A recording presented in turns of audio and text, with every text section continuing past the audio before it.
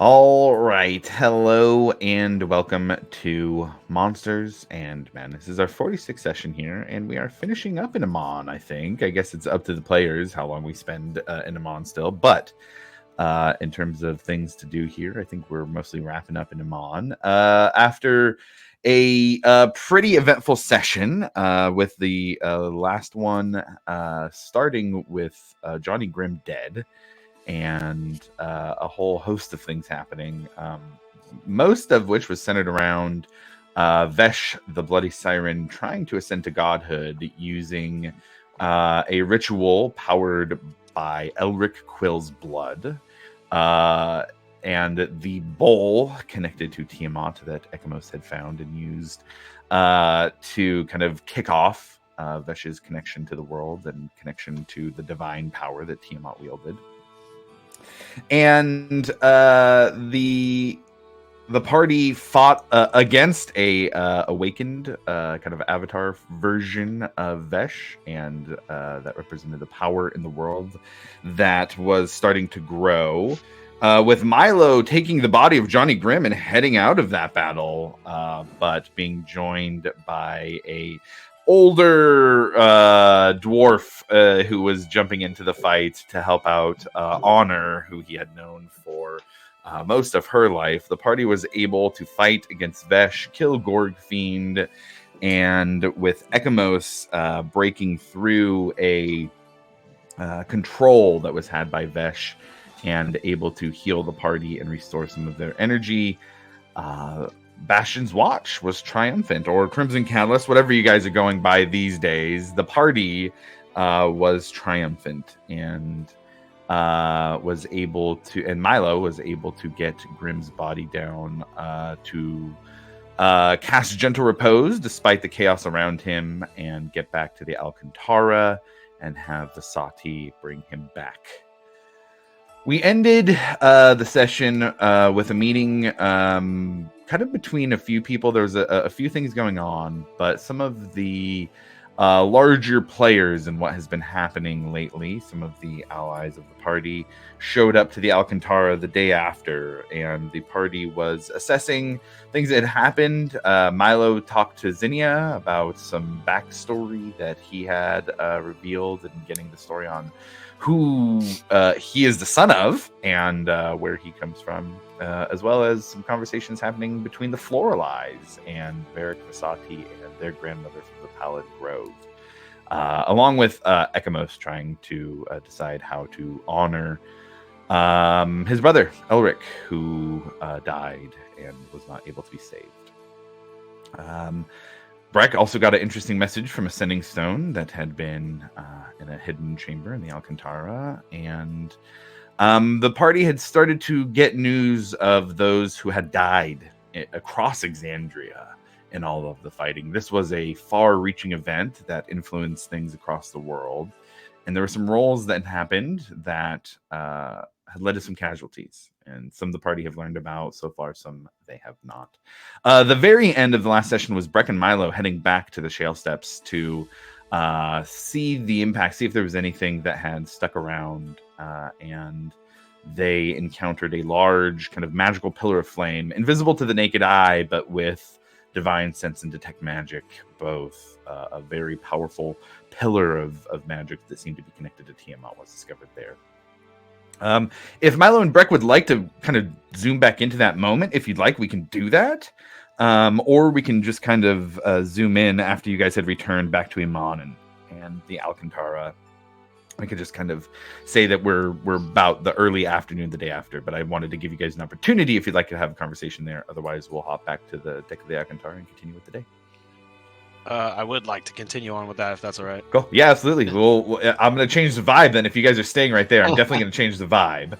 But we will get to that and do that. So let's zoom in to Breck and Milo back in the Shale Steps there. So, what are we going to do with that? And we're like actively watching something like absorb this. It's kind of, you can sense that they're it's almost that there's something actively absorbing it. It's almost this like circular thing going on of generation and absorption that's happening here. It's almost as if you are looking at a sewer system and a chunk of pipe has been opened up, allowing you to see the flow through the pipes. And so, okay, so it's not centered around anything. No, not specifically. There's not like an Just object in in here or anything that is specifically having it being drawn to. You guys are just seeing that a large amount of energy was generated here. It's kind of still being generated here, but it's also siphoning into this etherealness as well. It is a lot. It's a waterfall of magical energy. Is there still like a lot of it here? Oh, yeah. I'm going to go ahead and just pop summon Silcine if I can. Sure. You pop Silcine into existence, and she in Yeah. her ethereal arcane Cortana form shows up. Can you see any of that? What is that? As an ability, can Silcine see things? I have like no that? idea, honestly. Figured that maybe she might. Actually, that's a good question for Silcine. Are you more attuned to magic than maybe I am, or? I am magical. Yeah, that's what I was kinda hoping. That is what anchors me here. Using what's her intelligence modifier as a stat point? She doesn't really have a modifier. Okay, so I just roll a general for her. Okay. She'll say I feel an immense amount of power. I do not see anything or sense a source, but there is something very, very powerful here in this location. I could just Massively kinda powerful. telepathically describe the situation and what's going on to her, and just kind of relay the information. I don't know if we can move it, Breck.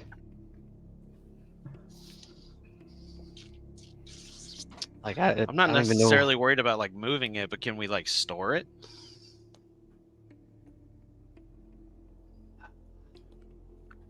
What does this energy look like? Fire. I mean, fire. That also in the visions that you guys were having when some of you were cursed, Breck and Milo, both of you got hit with that curse back in the cave months ago. It gave you a vision of all-consuming fire, kind of a fiery version of the world that you lived in. This feels like that fire, that rather than being in a vision or locked in some mental imagery, that it is here. It is not naked to the to the naked eye, you can't see it, but magically speaking, it is much more present than that fire. But it is the same fire. Milo, how long would it take you to get me the war pick? I mean, it obviously wouldn't take very long to ask for it. I don't think my mother would have that much of difficulty bringing it back. But I can't say to how long it would take from her point.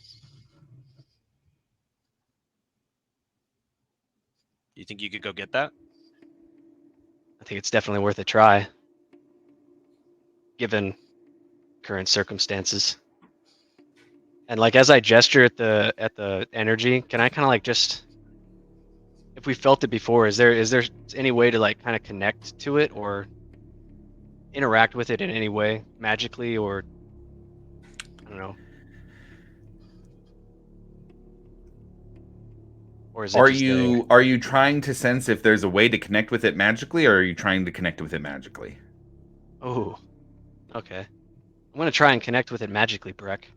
We'll see how this goes.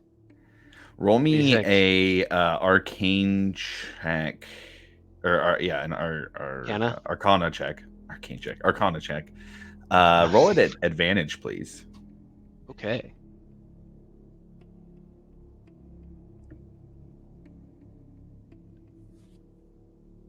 $22.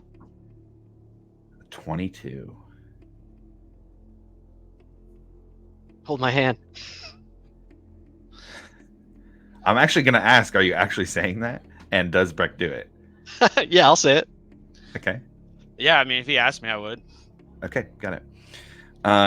Milo, you kind of reach your hand into the place where you see it and try and connect with that fire. And instantly you feel the rush of this energy coursing through your entire body. And you remember back to that curse, back to that moment. What brought you back was your decision to connect with this same fire in the past. You don't need to attempt to do anything. You have already connected to this fire. And Breck, you begin to feel Milo's skin actually heating up. Do you continue to hold it? Yes. Okay. As you do, I need you to roll a Constitution saving throw. Because while that's going on, Milo would just be kind of. It feels the same as it did back then. Oh, that's a good one. 18 plus 6 is 24. 24. Okay.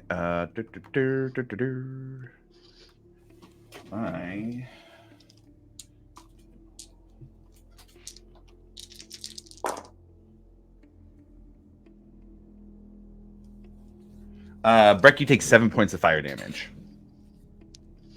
Milo, you feel this fire surging through you, and it feels primal. And I'm sorry, I did not roll enough dice there. I only counted half the dice that I used. I just realized that as I was trying to go into the next thing.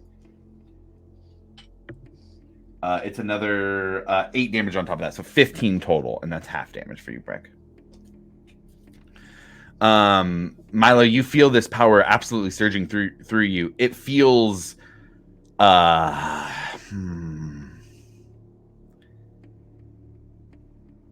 ambitious to go for more, but you feel that desire to do it. You feel like connecting. This is not just you connected. This is something inside of you connected to it. You can let this flow through you even more.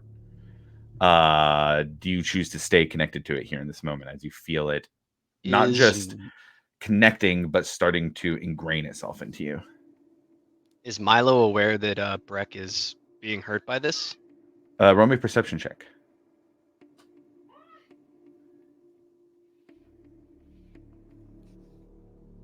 Oh, 23. 23, yes. You can sense that Breck is. But you can speak also. You said what you said. Although you said it quietly, Milo's kind of yelling it. Milo would kind of like look down at him and kind of look at him, like try to get his eye contact and just be like, do I keep going?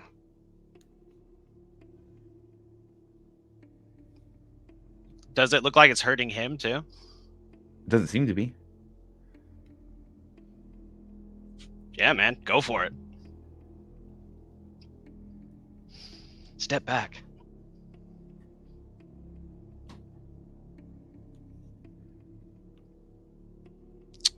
No. Milo just smiles at him, and he's gonna keep pushing forward. Roll an arcane check again. Well, I don't know where my brain is. Roll an arcana check again at advantage.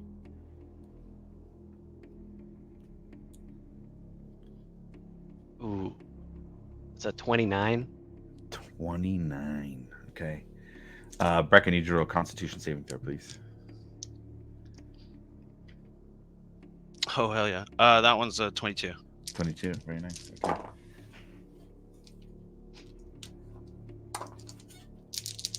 So what does this look like? Like, what's going on around?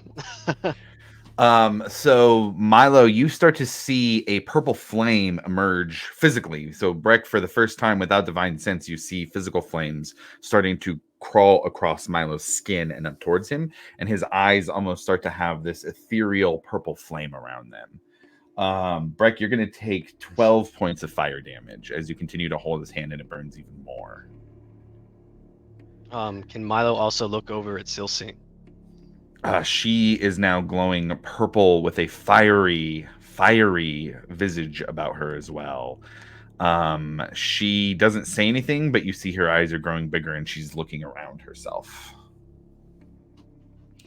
Milo, you now sense something that now that pipe that was going, that you guys kind of see the cross section of, now is connecting to something inside of you in a way that flow will be made to you permanently after this.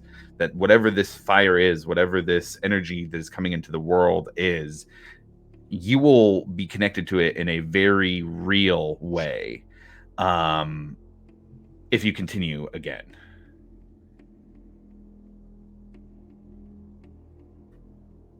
But you do get a vision of a face. Oh, okay. Seems Not a important. human face this time. Draconic. Purple skinned. With smoke trailing out of the nose. You get almost a sense of a questioning thought around why you were there in that moment. But you feel that connection there as well. Oh yeah. I think like up to that point it was the whole curious ambition, but after he sees that, there's just a little twinge of like irritation, anger, and maybe a little bit of defiance towards it, and so he's gonna push right ahead. Breck. Milo begins to catch purple flames, not ethereal, not arcane, real flames are beginning to cover him. Do you stay? Do you hold on? Yes. Okay.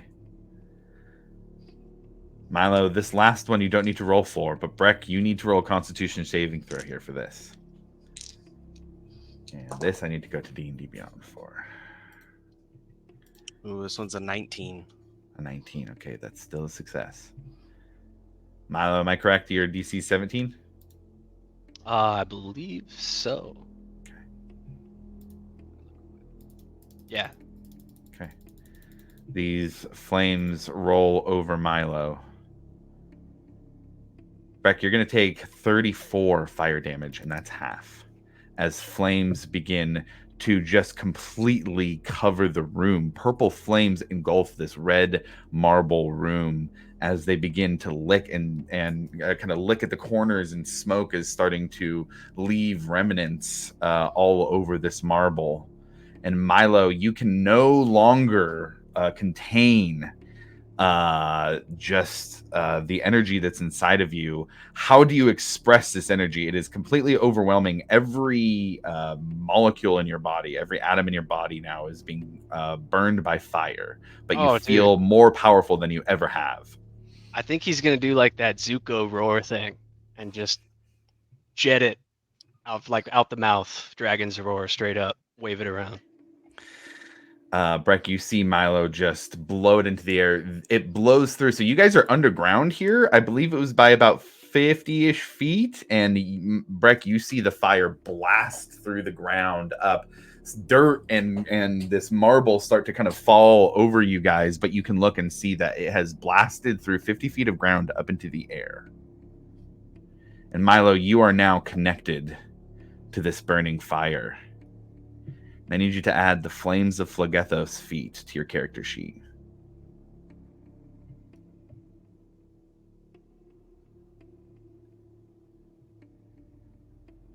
Milo's gonna kind of. I was not expecting that. Milo, you see Breck is extensively burned. Oh man! Like I rush over to him and I'm going to immediately start casting some healing words on him. Dude, you okay? That may have got out in hand. I apologize, dude. Yeah, I think it got a little out of hand.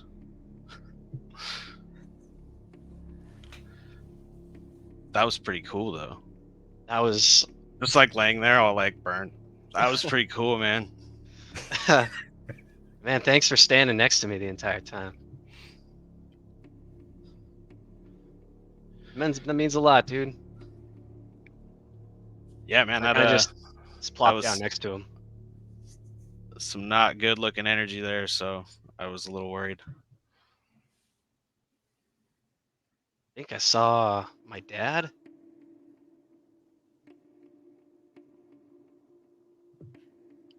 Like in the fire? Yeah. There's like this gigantic purple dragon face.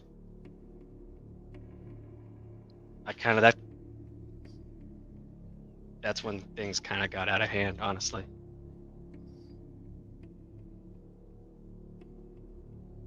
Have you never met your dad? Oh no, man. No, not ever. My mom wouldn't even talk about him for the longest time. Huh. This is the first. I mean, just that this last week, that information that we got. This is all brand new to me. That's what I was talking to my mom about earlier. That's when I came to see you. Well, it's probably good that we came back here. The Maybe magic's some still sort there, of- right? Mhm. Yeah. Okay. Milo, you can feel it now without having to have detect magic up. And oddly enough, you almost get these weird, I wouldn't call them pings necessarily, but these vague directions of that power other places across the world. You feel like you get this sense of all of a sudden you kind of do a mental picture of why is this tug happening towards southern Wildmount. Roll a history check for me.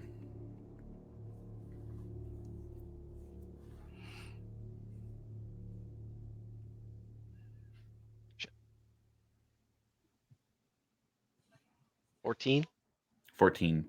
You have an innate sense of this magic and other places that it might be across the world. You're not sure if standing here next to this is causing that ability to kind of hone in, but with a 14, that's enough to recognize that. I mean, the Ravenite Dragonborn, that is probably where they've been coming from. Where you talked to Topher Bratoris about the origin of those that you've been fighting, and now you get almost a sense of this magic being in that area of land just naturally.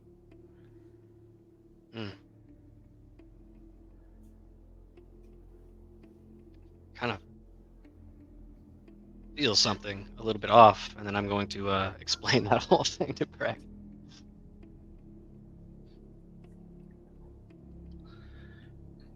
What do you mean when you say you feel a ping?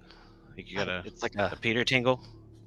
yeah, but like in a direction that I need to go. Like it's telling me where I need to pee. Now, as you kind of explore it a little, you can feel a smaller point of that moving across the oceans around Amon at a fast pace. It's not stationary, but you can feel slow movement from where you're at. That's kind of eerie.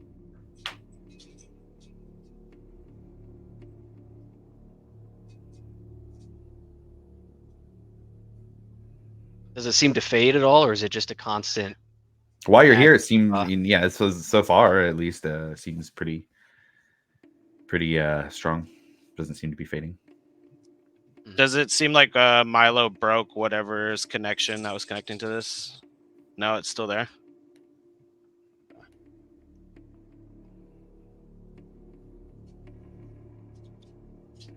I think we should maybe consult with the others.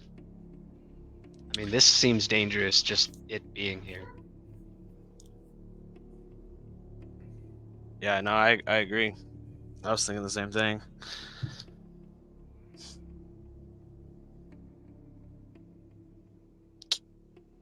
Can I try and cast like a dispel magic on that, just on an area of it? Sure. What level are you casting it at? You know what we'll do? We'll do max level 4. 4? Okay. Yeah. You cast your dispel, and it just kind of floats away like smoke in the wind. The effect doesn't really take any or the effect doesn't really take hold. Well, it's definitely out of my purview. Would I, as a paladin, know if there's any way to like exercise this? It's a lot of power. It would probably Yeah. take multiple very high level people doing it, and even then, that's all theoretical, just off the top of your head. It would take a lot of, I wouldn't say an equivalent amount of power to potentially dispel, but as powerful as some of the most powerful magic users of the day would be able to use for something this prevalent.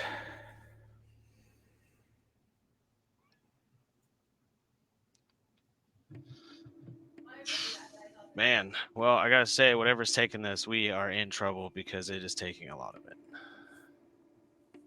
Yeah. We can always tell my mother as well. Speaking of which, if I'm gonna catch her in order to get that axe or the pick, we probably need to go. Yeah. Do you want to just come with, or do you want to RV back with the group? I'll just go with you. Well, she's on the boat, so. Oh yeah, yeah. All right, let's go. Okay, you guys head out from the shale steps, making your way back to Iman. Milo, you do notice that the farther you move away from this pillar of fire, the less that pinging is prevalent. So Okay. it seems that being close to it might bring that back, but you do still get, it's not gone by the time you get to Amon, but it is less. You don't feel the pull all the way from Wildmount anymore. Gotcha. You do still feel that kind of moving over the ocean's pull, given that it was a little bit closer. While we're walking back, Milo's gonna take out his notebook and just kind of make notes of what directions they're pinging on. Okay. Take just general descriptions of direction, intensity, any kind of variance in that.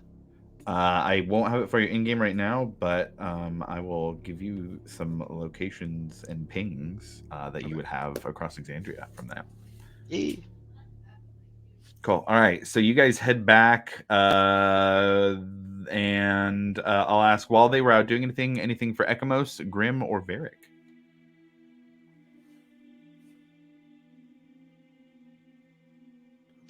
Yeah, for Ekamos, I guess trying to go about with Elric. Uh-huh. And then seeing what else anyone's doing, maybe get with Grammar. Or but yeah, Rufus would have left for a bit, so yeah. Yeah. Story-wise, I would say Rufus would talk about leaving for Vasselheim to go find Sheen. I'll retcon that if the player has a different take, but I have a feeling that's probably what Rufus would be going on, is finding travel to Vasselheim. But yeah, you're welcome to grab whoever you want, or try and find any other players or NPCs to have that talk and figure out what to do. Yeah, I guess, yeah, I'll go make contact with Graham and see what we can do for Elric and whatnot. Grim, what does Ekamos find you doing on the Alcantara the day after the fighting? And I believe you would have just been brought back the day before, but you'd be back from death recently. Probably after the events of what happened. I don't know if he'd have like enough time to really do much more than kind of just like be out, like just on the Alcantara, just kind of overlooking the water, just trying to kind of get his bearings and stuff again after everything he kind of like experienced both during death, like the afterlife thing, and then past that. So probably just trying to come to terms with what happened. So not much, just kind of like sitting by himself.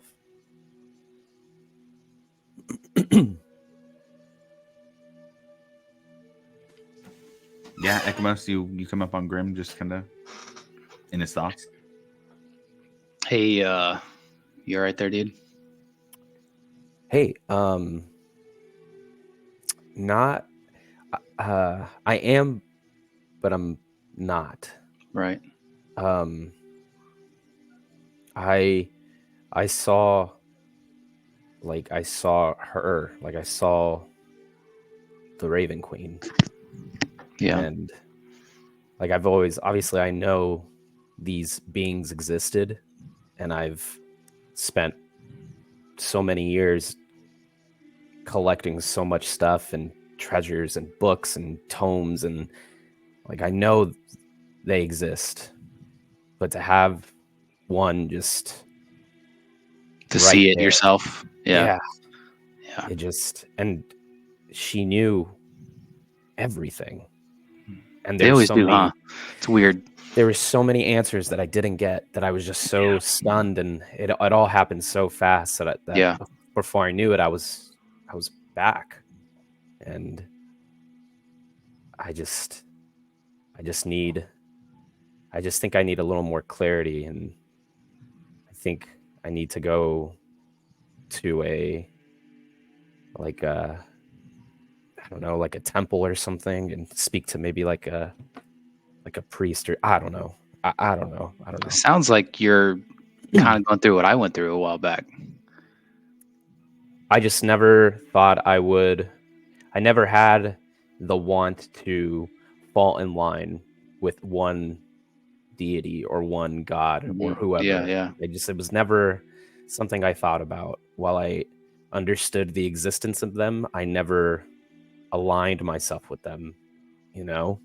It's But- almost like whenever you get a near death experience or, die, like it ends up pulling you to something like that. Because, yeah, that happened to me.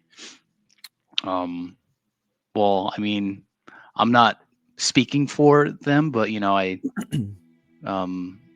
got with Basante with Pelor, and that helped me a lot with the initial stuff with Vesh going on.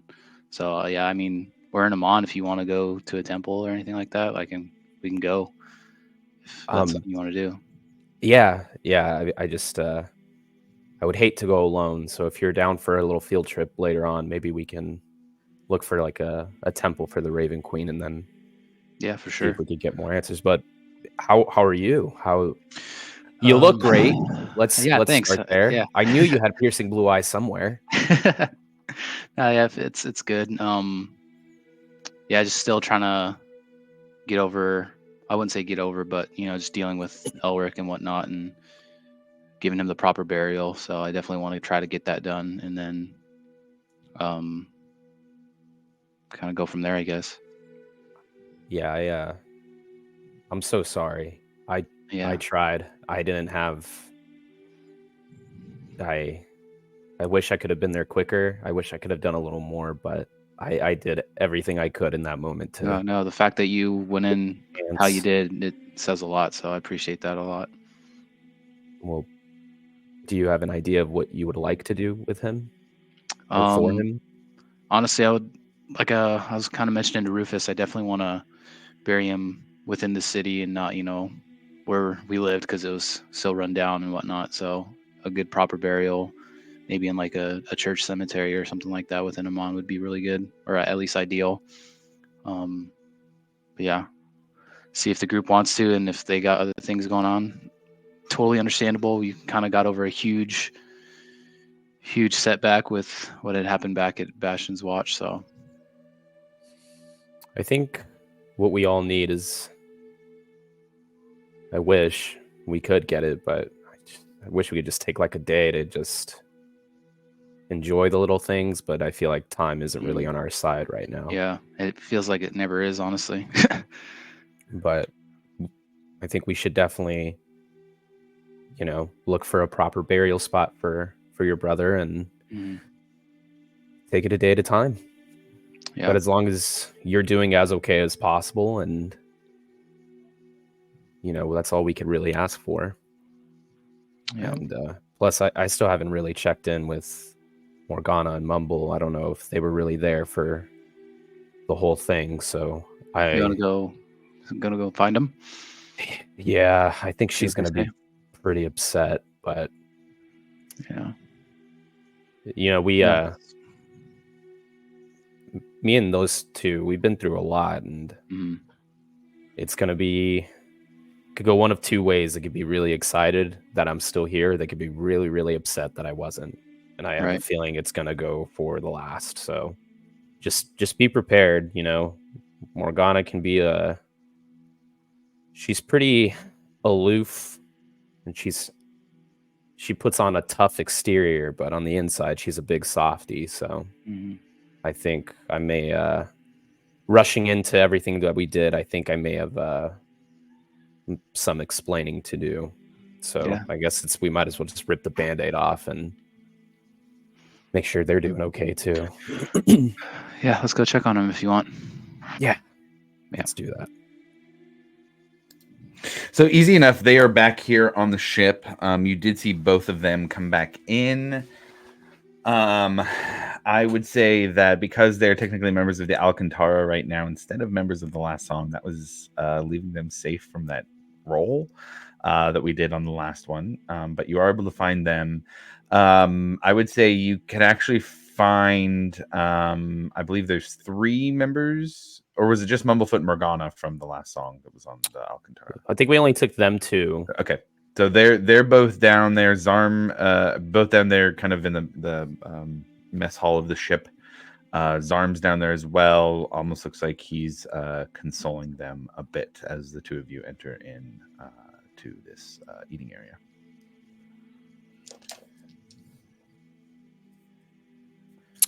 I think you should start because I'm scared. Me? Yeah. What do you want me to say? You just be like, hey, how are you? I'm not ready to feel the wrath of, hey, stupid, why did you let yourself die? But like, I'm ready you're for here. it. No, don't even think that, man. You're here. You're alive, man. You don't get it. She gets really angry with stuff, and she hits really, really hard. I think we'll. And then I shove Ekamos forward. Hey, guys. They hear the footsteps and kind of give a weird look about why it was happening that way, why you got pushed into the room. But they look over, and I think Morgana would be the one to say, "Oh, hello. How? You're looking different." Yeah, and as I get pushed forward, I'll kind of like pull my hood back a little bit so like they can see my face more than they could have.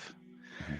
Yeah, I don't know. Did you guys hear about what had happened in the last couple days or anything like that? Zarm, I think Zarm would answer. Yeah, we've caught up with some of the others. We have a general idea, but hadn't seen it yet. That's a big upgrade, man. Yeah, it feels good. I hope I look better than what I did. Well, you don't Kinda look like- dead, so yeah. Yeah, I mean, it's good. Yeah, that was kind of weird before, Yeah. like walking around with a zombie.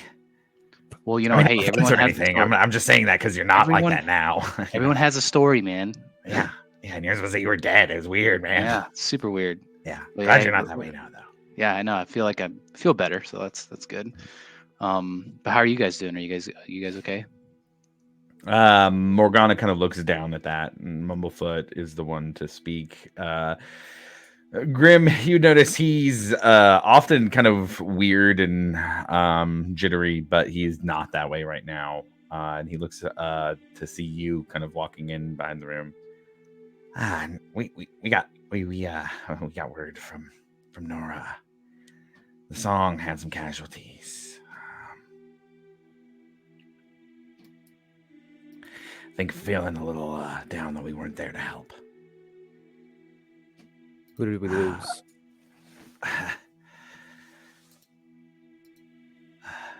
Your Failer, Solgarn, Zusamir, Garios. They're all gone.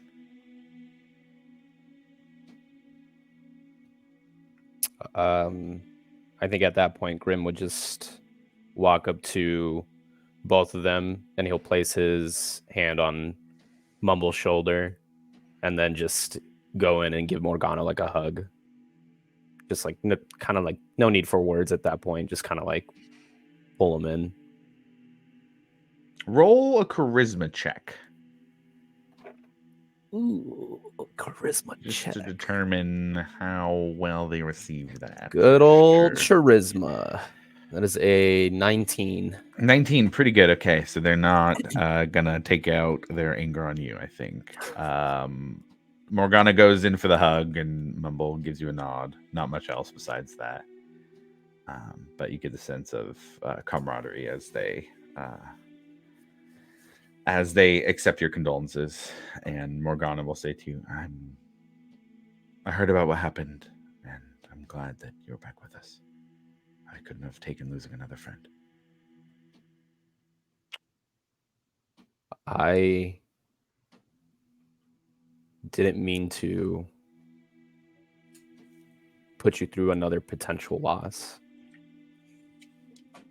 Some things are bigger than us, and as you know, I just spent most of it trying to do the right thing. And I think for so long, I've just been so eager to rush into anything that is whether good or bad, and some hopes of some way, some karmic retribution of getting me finally, and some sort of like weird self-sabotaging and self-loathing of myself, and hoping for that final thread to be cut. But I think I've starting to realize that affects a lot more than just myself. And though I don't know what my past looked like, I know what I've managed to build, and I've made incredible connections, and I've managed to find the most incredible mother in our captain, and the most incredible sister in you. And I may not have always been the best brother to you, but I will go on forward trying to make up for my shortcomings. She gets a serious look on her face and just says, "Please, before you run into anything crazy next time, remember those who need you. It's not just you. It's not just your retribution. It's not just..."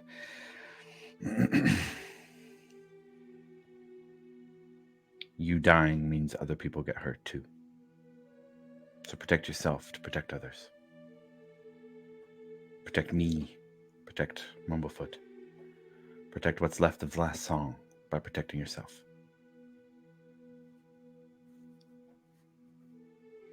I promise.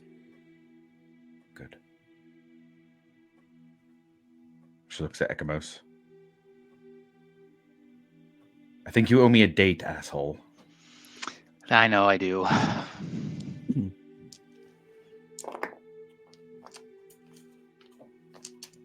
Things are a little solemn right now, but let me know. I can use some fun. For sure, yeah. I have to handle some things. But yeah, after I'll hold you to it. I'm sorry about your brother. Thank you. We'll be back soon.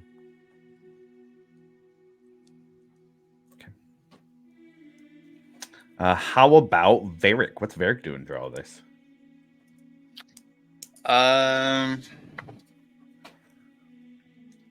He's probably keeping to himself quite a bit. Okay. He's not really the type to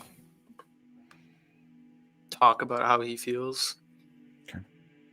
So probably internalizing a lot of stuff right now and For sure. keeping to himself, trying to find ways to keep his mind off things. Maybe go for a walk or do something like that.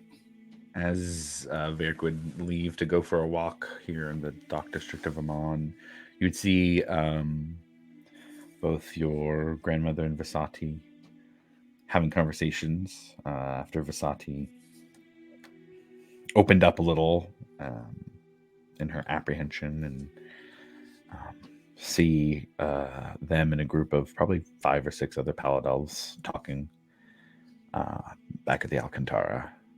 And you get a sense of optimism from Vasati's expression that she doesn't often usually have, but it is at least one that is good for you to see as you head out.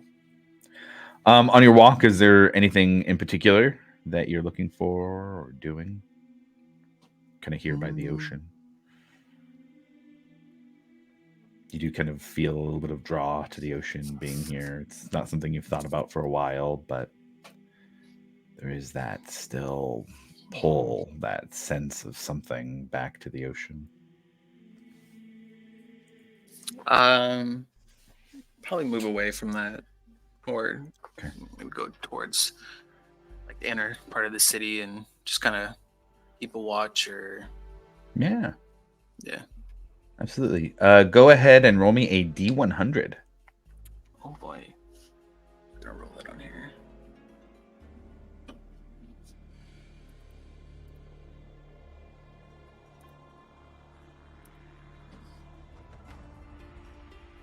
64. 64. Okay, give me a second here.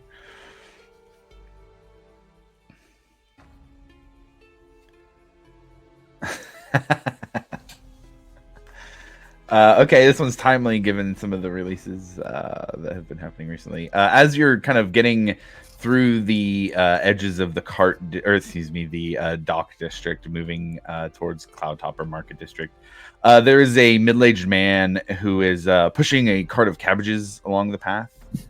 And you see 4 unruly teenagers kind of darting past, running away. They're running away, like they're kind of moving around you towards the cart of cabbages. One of them doesn't manage to clear the cart and pushes the cart over, ruining all the cabbages. The old man kind of screams out at them, "My cabbages!" As you walk by. Hey man, it was what I grabbed a D100 table for some city social encounters, and that was it. So you do see that the teenagers are kind of running away. They look back at you, seeing you kind of armored up, and are a little worried. Is one of them bald? No. I'm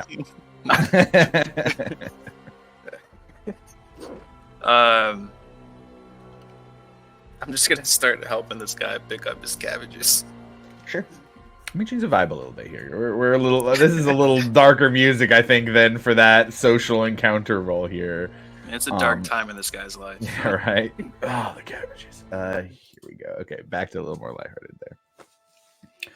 Easy enough. You help him up with his cabbages. I would say he finds that probably about like 7 of the heads of cabbages are ruined, dirtier. They've just been broken down or anything, but he thanks you for your help, and kind of goes along his way. Before he goes along his way, I will pay him for the lost cabbages. Okay. It's not very expensive. I would say 7 copper covers all the cabbage losses. He says, "Thank you. That's very kind of you to do. I know I couldn't really wring anything from those teenagers, but I appreciate you making sure I'm taken care of."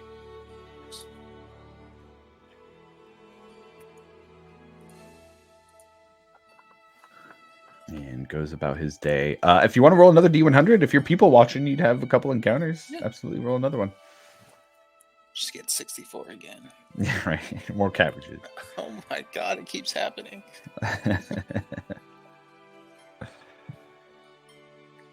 88. 88. All right.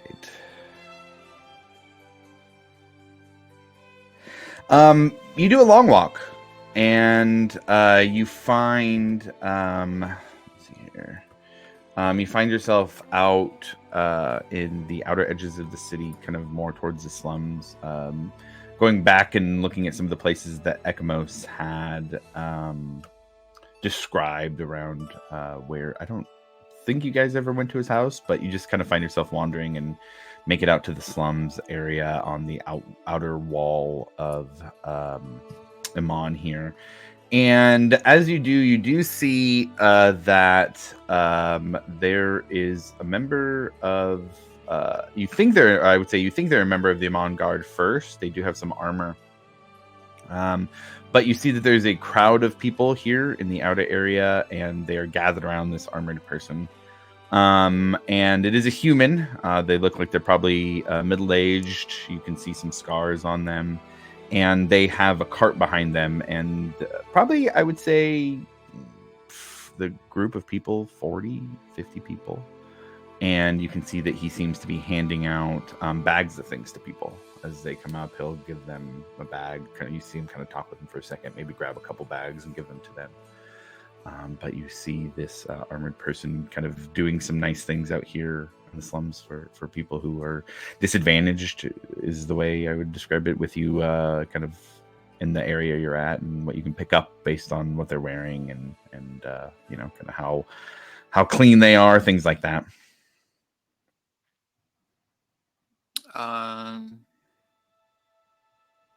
Yeah, I would like to approach this individual and ask if there's anything I can help with.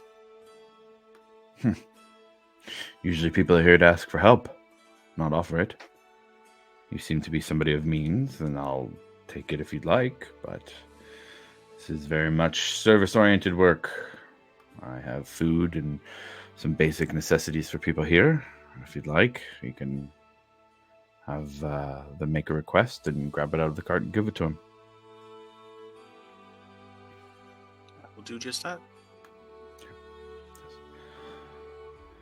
So you guys spend 45 minutes. More people come. The 40, 50 that are there, they get through the line, but by the time they get through, another 30 people are there. And you spend about an hour just passing out food, passing out different things, and small housing items for people. Some of it is little religious items for specific gods. But by the end of it, the cart is empty. And this armored person looks to you and says, "The name is Fentonren. It's good to see another who has got the interests of the people at heart. To whom do I have the honor of speaking?" Name's Varric. Seen a lot of. Actually, yeah, I'll say Varric. You must be one of the Crimson Catalysts who's been going around town. I've heard your name. That I am. Well, I should have asked sooner if I would have known we had a honored guest from Wildmount with us, that we could have attracted some more people here.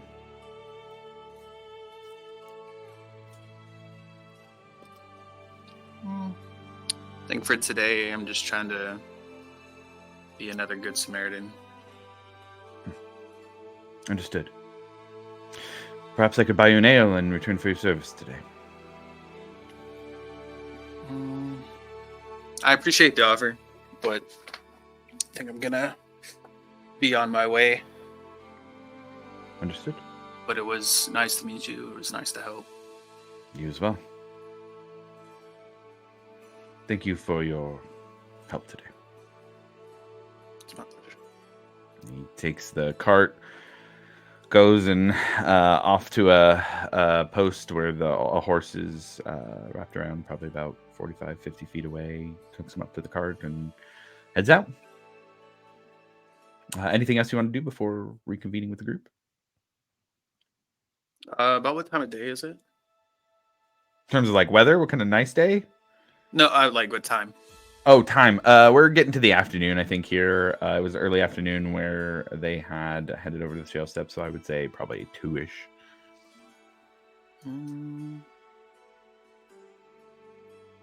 I guess depending on how far it is, I'll see if I can't spend a little time smithing.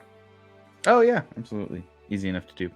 I would say you can make your way back there and no problem. I would say with what you've done already, if that's what you were kind of spending the morning, early afternoon doing, you could probably get a couple hours in, no problem.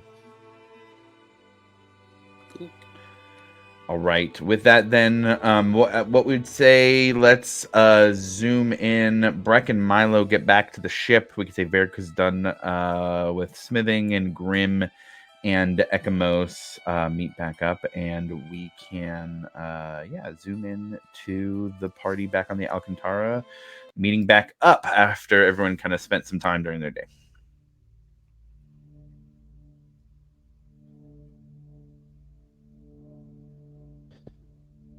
So not to kind of rain on everybody's, I would hope, good days. Everybody having an okay day? We went back to the shale steps, and there's a lot of like just free floating energy being absorbed.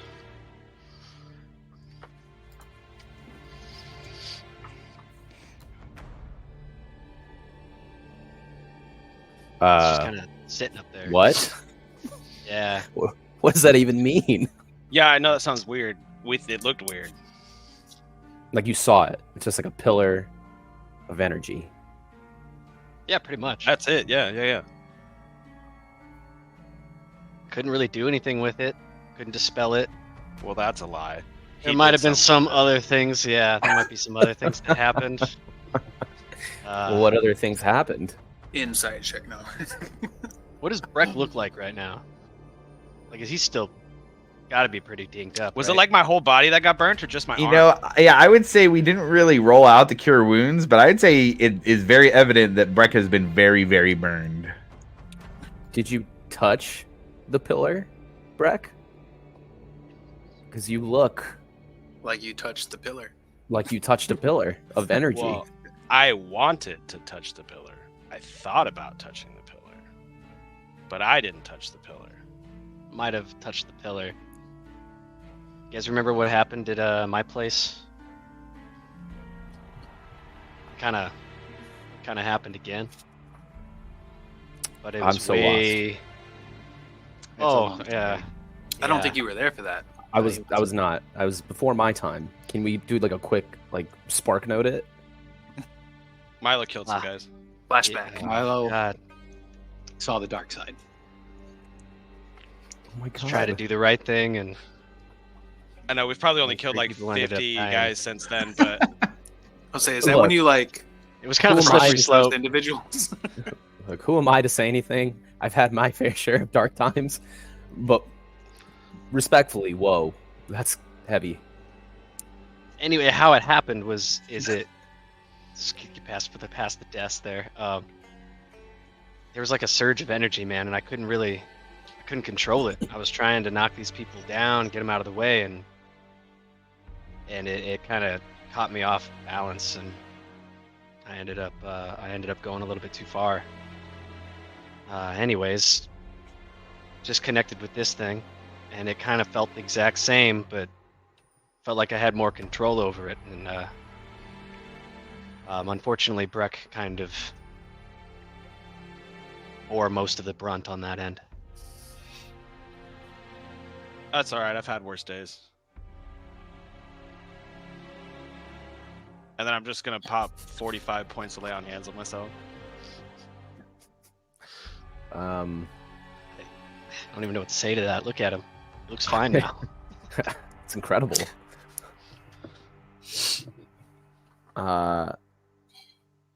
I genuinely don't even know what to do with this information. There's more. Oh, great. Yeah, I feel after doing that, I get this gnawing feeling in multiple directions of similar energy sources all over the place. I'm getting a sense that there's more pillars of energy out there.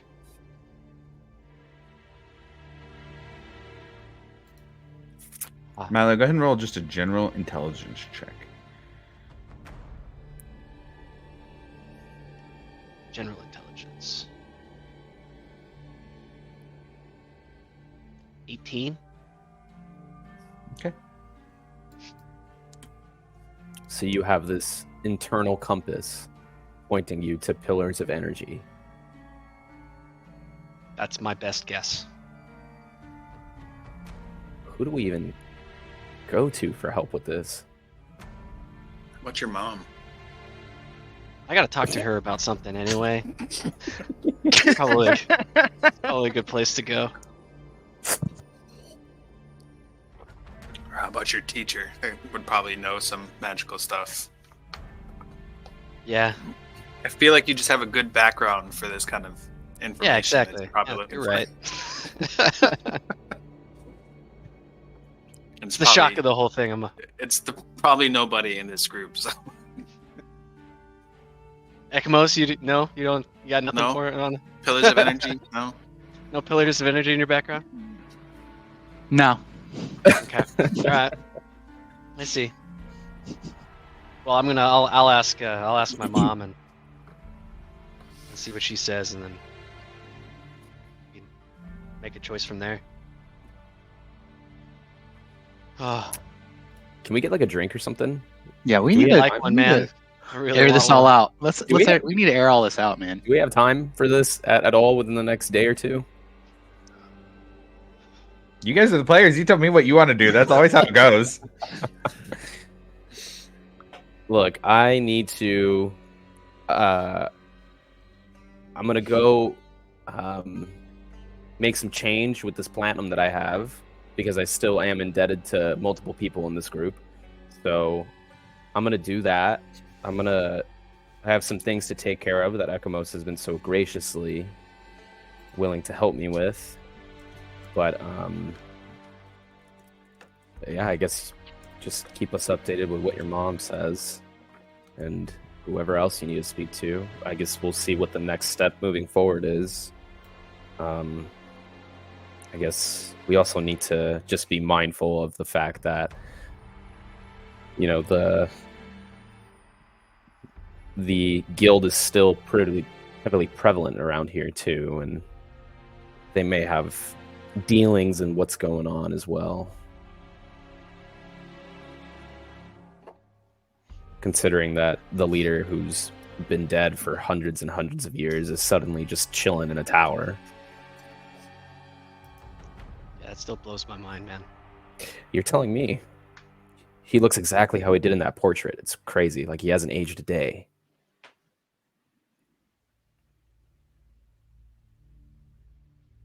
I need that drink. Yeah, let's go. Do that. Okay, I'll meet you bruised. guys. I'll meet you guys over there. I'm gonna go talk to my mom real quick. Cool. Right on. No doubt. So easy enough. I'll change up the vibe if we're going to a tavern. The party, looking for a little bit of lightheartedness, makes their way to the closest tavern that they can find. I guess what I'll ask, what kind of tavern you guys are looking for? Looking for something big, something small, something nice, something gloomy? What's your vibe for what type of tavern you're looking for?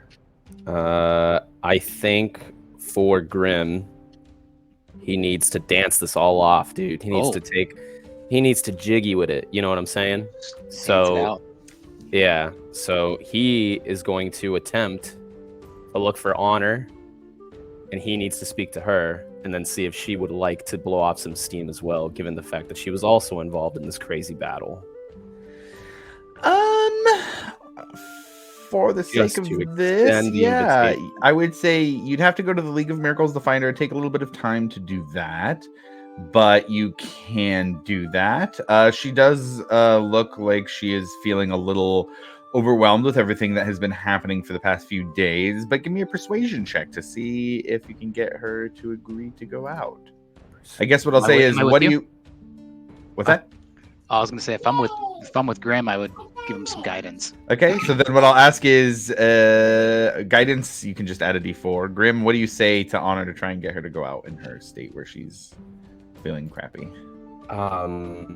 Is she looking like she just exhausted, pretty much? Oh yeah, pretty tired. It was a big expenditure of energy for her. She also looks concerned about things that are going on. She's happy to see you when you come in, but is pretty overwhelmed. I will say, first, it's incredible to see you. I don't know how closely you were tracking on everything, but I've gotten the second chance at doing the things that I would like to do that I was usually pretty reserved or afraid of doing. And with that, I have never met anyone like you. And I would be a fool to let this opportunity slide. And though I have a lot of making up to do to a lot of people, I would like to start with asking you to come with me to have a drink, to have a dance, and to at least just pretend for at least a night that everything is normal, and to see what the future looks like. Go ahead and roll with advantage based on asking that way. I'll give you a d4 if you'd like. It's a minute concentration, so unless Ekamos cast it beforehand, Honor would see him cast guidance, but I don't think would take it in a hostile kind of way. So I'll let you roll the d4 Gotcha, too, gotcha. Got this, buddy. with the knowledge that she knows what's going on. Yeah.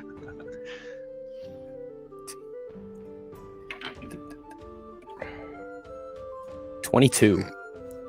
22. That is plenty. She gives a big smile and says, I can't think of anything I'd want to do more.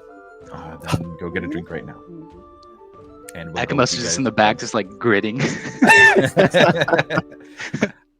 She says, I suggest the Laughing Lamia if you don't have a location that you're planning to go already.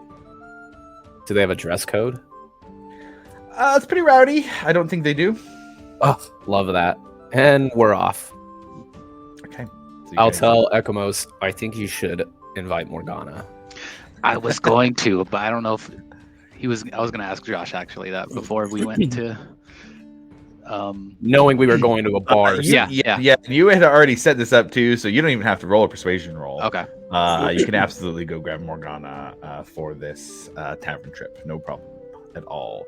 Anybody else want to? Oh, hey, actually, on your way there, you guys see Alivor as you start heading to the tavern. Alivor, what were you doing here? I'm gonna throw you right on the spot right as you get in. What were you doing here in your morning after in Amon as the party is heading to the tavern and sees you to meet up?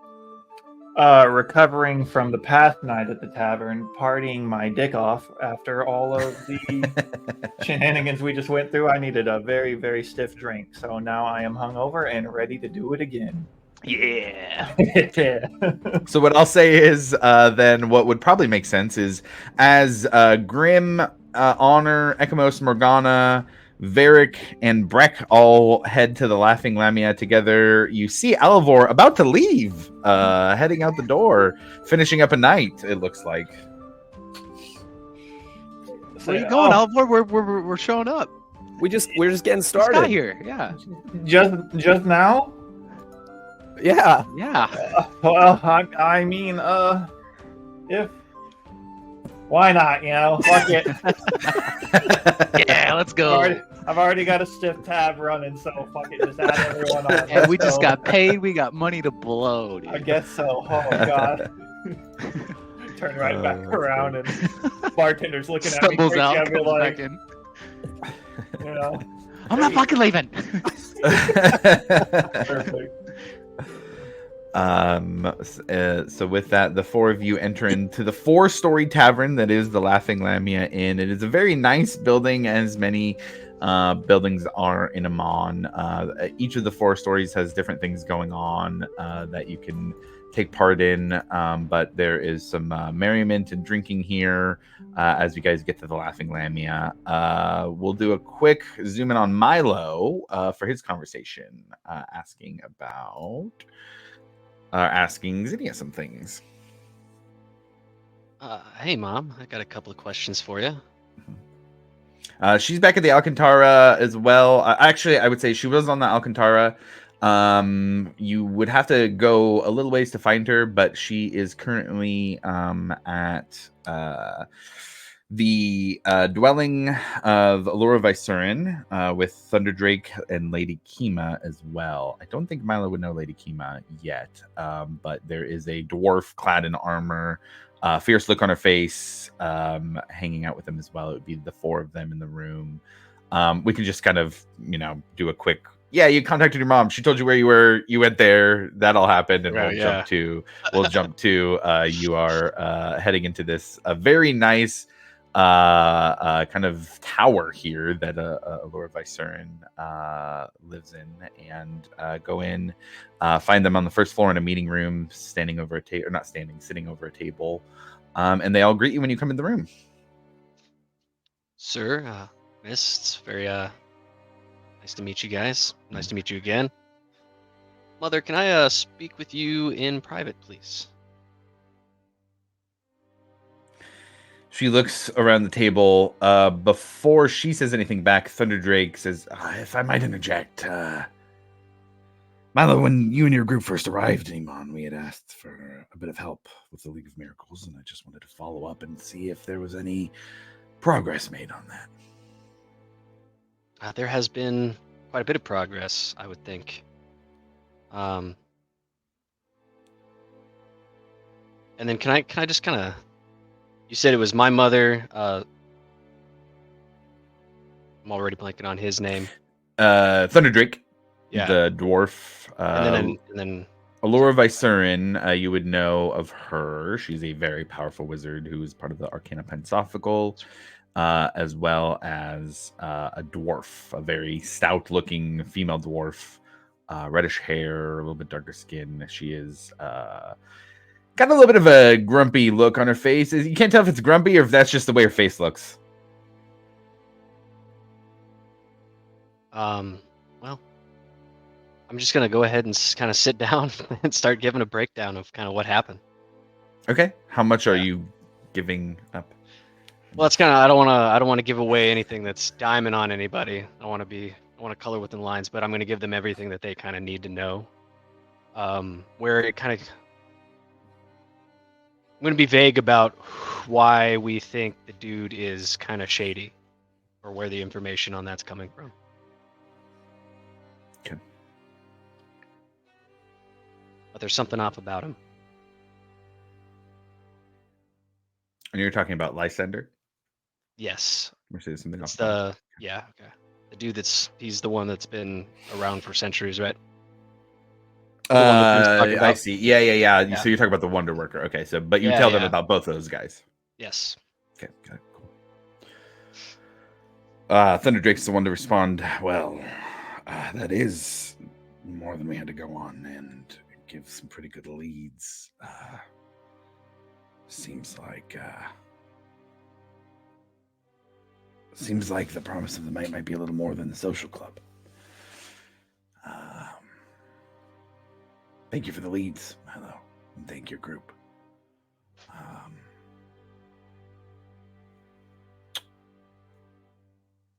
The Pensophical stands ready to return the favor when you ask for it. But I hope this Appreciate will that. allow us to weed out some of the strings that have been attached to the League of Miracles' help. It's kind of surprised. Everything that I heard about the League of Miracles up to this point, or even getting to Amon, was always a good thing. Even then, kinda makes me wonder. it seems, yeah, good deeds can have bad intentions behind them. At least if the person perpetrating them is smart.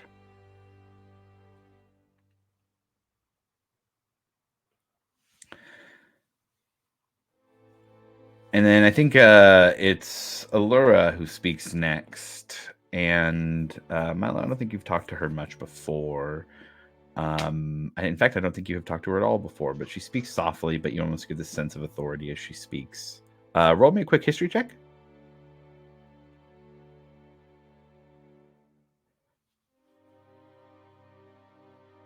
20? 20. That's just enough. You would recognize that you are speaking to a member of the Tal'Dorei Council in this Okay. moment as she begins to speak with you. Give like a slight Milo, head bow when she starts talking. Milo,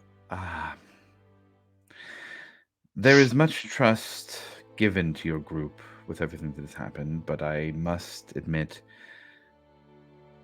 that, or at least give warning, that this event has been wide-reaching across the world, and there are even more eyes turned to your group now. The story of Bastion's Watch and the group that has been fighting off this new threat of dragons in our world has spread. Your group now has the power of your story behind it. And that is very effective in gaining followers to a cause. I advise caution in using that power. Influence can be wielded very effectively, and you and your group have gained it. You will need it to face the things that are to come, because it seems like this is just the next step in whatever is unfolding.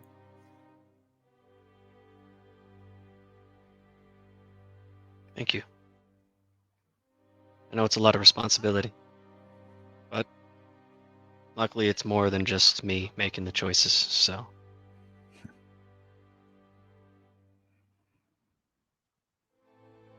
And your mother looks to you. Thank you for the breakdown, Mallow. I've got a little bit more time here with the Pansophical, but I'd love to spend some more time with you later, unless there's anything else you need now. Wouldn't mind maybe just talking real quick. If you all don't mind me stealing my mother for a few moments. I would say the other three stand up and begin to move out of the room. Lady Laura turns and says, "This room will have privacy from any ears or divination magic. It is a safe room for you to speak in." Thank you. The three of them leave.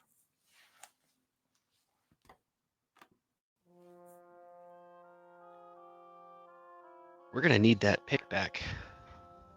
I think it might be kind of relevant. And I wouldn't mind taking a closer look at it personally. I was afraid. I'd also like to tell you about something else. I tell her about the pillars of energy, but I'm going to leave out the fact that I connected to it.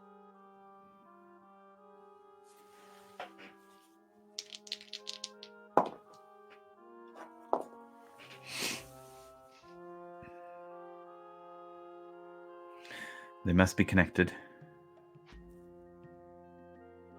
And it is quite concerning to hear. Due to your father's blood running through your veins, you might have a connection to all of this that is deeper than most. You may be able to use that connection. What happens if I do? I don't know. I don't have those answers for you. But use them cautiously. You're not the only one with dragon's blood on this world.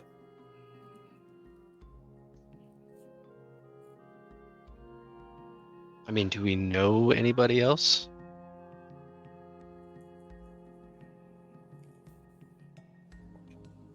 Is there anybody else that I'm going to run into that I'm going to need to know about?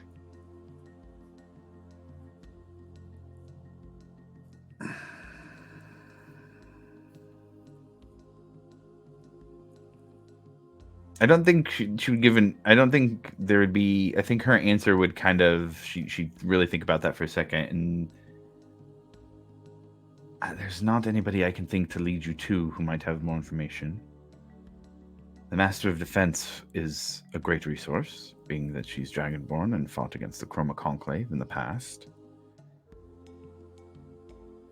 But I don't know of any other guides for you in that venture. However, there's an entire race of Dragonborn, and they share that blood as well. In a different way, but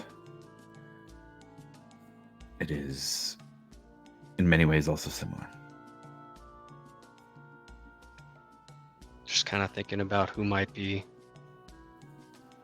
equally motivated. It might cross our paths. Milo, you have a pretty good memory. I won't even make you roll for it. You do remember there was one person that you know of named Kaliana. Okay. And that was the person who was being used for the ritual, or trying to be used for the ritual to spread out that cursed fire in the first arc. Mallow, I worry about bringing the pick back. It is deep in a mountain in Uthadurn. We have elves and dwarves to defend it there. I would be remiss if I did not tell you I was expecting an army to come after this pick, and have been working in Uthadurn with the authorities there to bolster the defenses. I mean, that is very nice to hear. But what if it ends up being one of the key pieces to unraveling the sources of these powers? What if it's the only piece that we can use? Don't you think that maybe the time value there is worth considering? We don't have to. We don't have to wonder if it's connected, Milo. It is connected. It has to be. They were going after it in the first place when you found it. And that is what worries me. I prefer the target to be on my back instead of yours.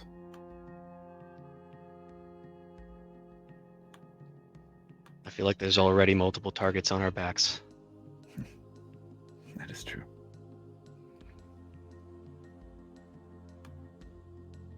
Is there any way that we would be able to conceal it while it was, say, in my bag of holding? Is there anything that we can do as far as that?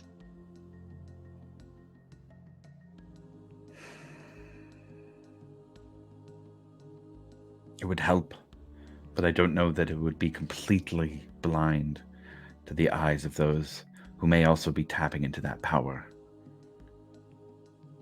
Tapping into Tiamat, to whatever is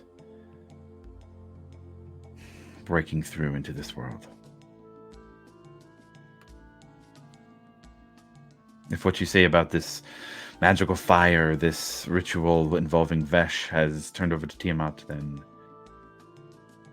I'm afraid we're in uncharted territory. Perhaps answers might lie in the past, when the gods were more prevalent in this world. Perhaps the time where these weapons were created.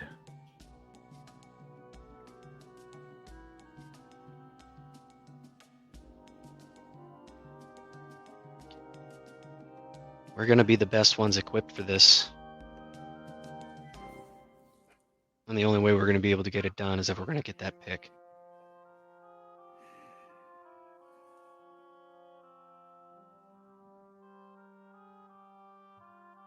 I expected this question, and I thought I would give more resistance when it came. But you are right. If you've got any pointers on how to keep it safer, I'm all ears.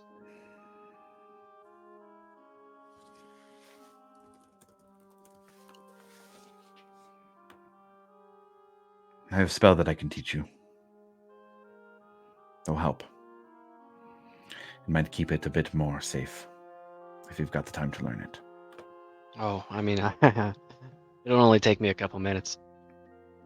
All right. Give me a moment. Always got time for spells. And you see her cast a spell. I would say you've seen her cast it enough now to realize she's teleporting away. And I would say about 5 minutes pass. Actually, she would not be able to do that in this room in particular. She leaves the room. You see her teleport away. Just to make sure I'm following all the rules set here in this tower. Then she comes back in about 5 minutes later and hands you the pick.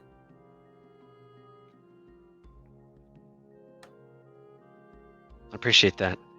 Thank you for trusting us.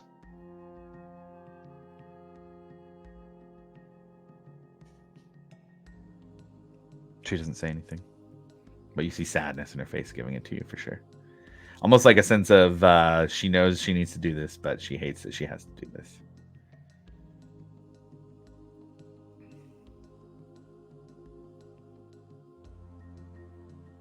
I will say that as she comes back and then gives you the pick and this situation is played out, you hear on one of the stone walls, she begins to speak to you. You hear on one of the stone walls a kind of just a light tapping on the wall.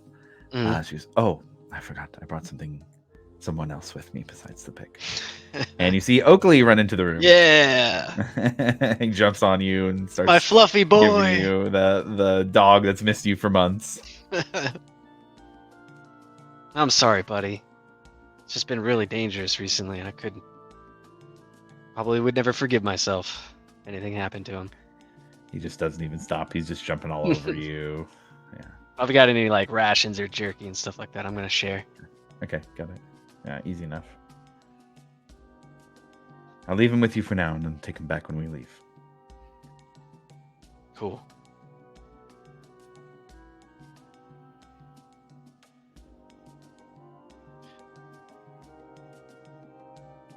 How do we keep this thing secret? Yes. How do we keep it safe? Let me show you. And then your mother will take the time to teach you the spell, a secret chest. Oh shit.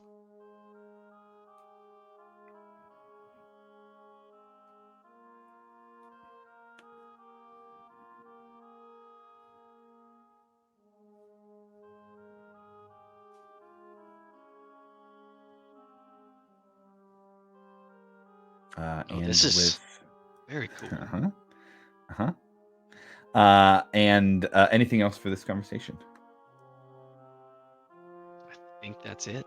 Okay, then we will do a zoom in to Milo coming into the Laughing Lamia as well, and we will say that the party is reunited to discuss next steps and what's going on here. Let's get some. Here we go. Some Hupperduke vibes here. Let's get rowdy like Hupperduke. The party is now in the Laughing Lamia. Some drinks have been had. What are you guys doing here in the tavern? I am dancing like there's absolutely no tomorrow. Oh my god, it is footloose on that dance floor right now. Nice. I'm gonna request a performance check for that. I'll you know what? I don't usually be like, well, the player asked for it, but you know what? I'll do it on this one. Yeah, Grim, give me a performance check. Shit. I'll roll one for Honor as well. That is a dirty 20. Honor got a 9. So you dance great. Honor is dancing with you, but not very well. I'm leading her. It's fine. She doesn't need There to you be go. good. There I you got it. go.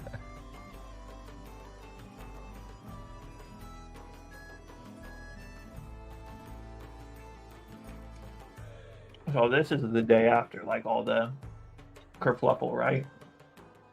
I guess that's what we can call it. Almost dying multiple times. Oh, he's dancing. So I was gonna ask him how. Yeah, we'll say he's Milo. You come into the tavern. You see Grim and Honor dancing. What about everybody else? What's everybody? Everybody, give me a vibe for what's going on. What does Milo see when he walks into the tavern here?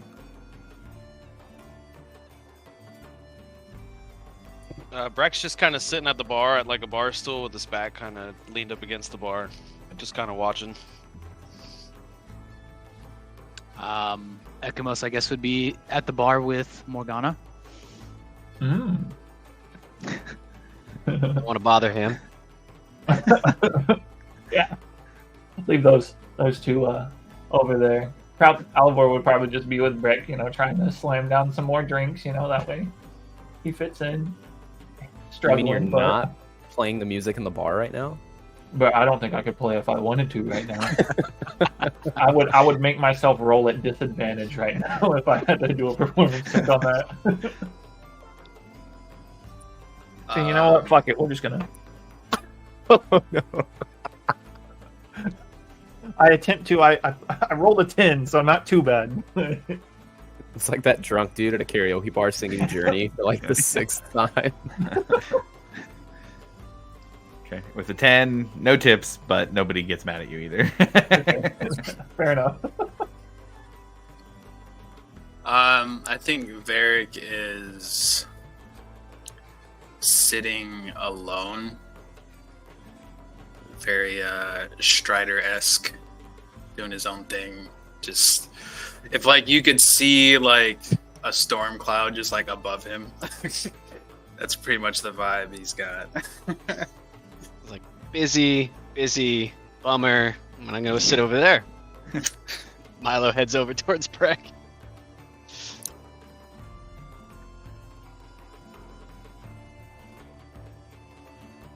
Cool. It's on you guys now. How was the meeting with Mom? Fruitful. We got exactly what we wanted already. Oh, that was way quicker than I thought. Yeah, man. She is surprising sometimes. I also have a proposition for everybody if at some point we want to discuss that. It involves Ugh. money, of course. I'm in a quick water break. What did I miss? Oh man. Yeah, man. I got this. My mom taught me this new spell, and it's got a Well, unfortunately, the materials are kind of pricey, and I was wondering if you guys wanted to chip in. Now, this thing is pretty cool. We can send it to an extra dimensional space and then bring it back when we want to.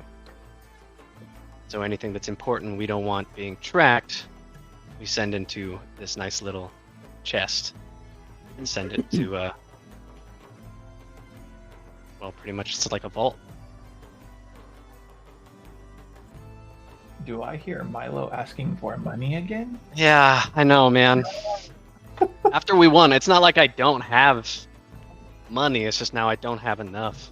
What? How much are we talking here? Holy cow! It's, We won a lot. we got to make a chest or find a chest, and the chest has Uh-huh. to have to be kind of intricate enough. I would say probably about 5,000 gold. Whoa, my god! I know. Well, I mean, there's only one place that comes to mind: finding what we would call a glorious goods chest. I read my mind. You guys know I'm always down for some shopping. And Breck, I was thinking maybe we can keep that or any other items that we need to keep hidden away, just in case if anybody's looking for something. My mom was thinking that this is probably the best way to keep it hidden. How much can we fit in it? Because I will let you know after I kind Oh. of study this scroll a little bit more. I'll tell you guys, 12 cubic feet. 12. So 12 by 12 by 12. Oh, okay. Do we have to find a box that's 12 by 12 by Sorry, 12? sorry, I take that back. 12 cubic feet. 12, not 12 by 12 by 12. That's not 12 cubic feet. It's a 3 by 2 by 2. So it's tiny. That's not the biggest. Can, like, weapons fit in there? As long as they're under 3 feet long. I mean, anything over that length, if it's not collapsible by that point, you should probably not be spending your money on it. I mean, that's what I. Hmm.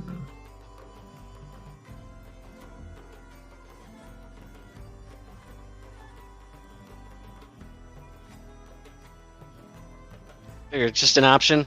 Now seems the time to bring it up, considering old boy came into so much money. That's on him. So it's just $5,000 or 5,000 gold worth of materials essentially. Yeah, I guess. That's what it says. And if we could just pick one up, I mean, I don't know anybody who can actually make one, to be honest. I'm not good at that stuff.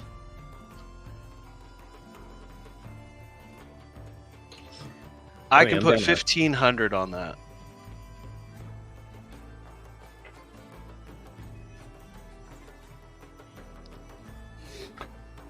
All right, so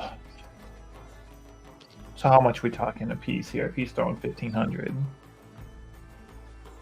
Let me go ask the others real quick I was gonna say I am not quick. I am not good at math at this. to see if they're very even important interested, time, and then so- and then we'll talk about if anybody's even interested. We'll get the math right.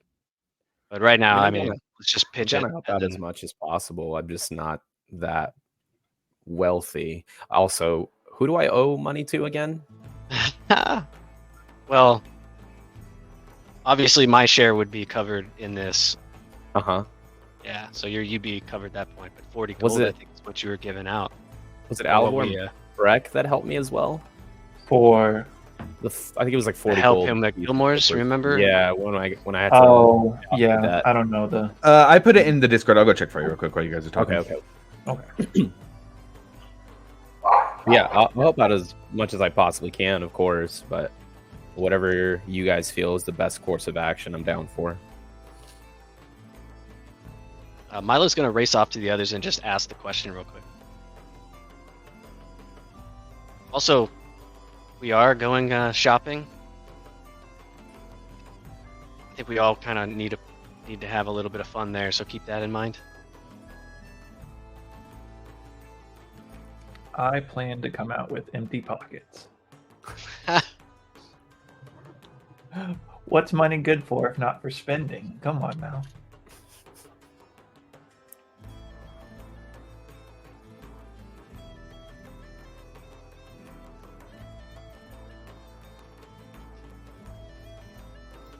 So that would have been. I don't know who else wasn't there. I guess it would have been I think Varric, most of Varric Varric. and Ekimo. Yeah, Varric and Ekimo. Just plop down next to Varric real quick.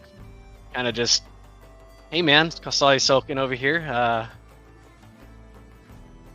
would you like to have a really cool chest that you can put some stuff into and then make it vanish? That's all you say?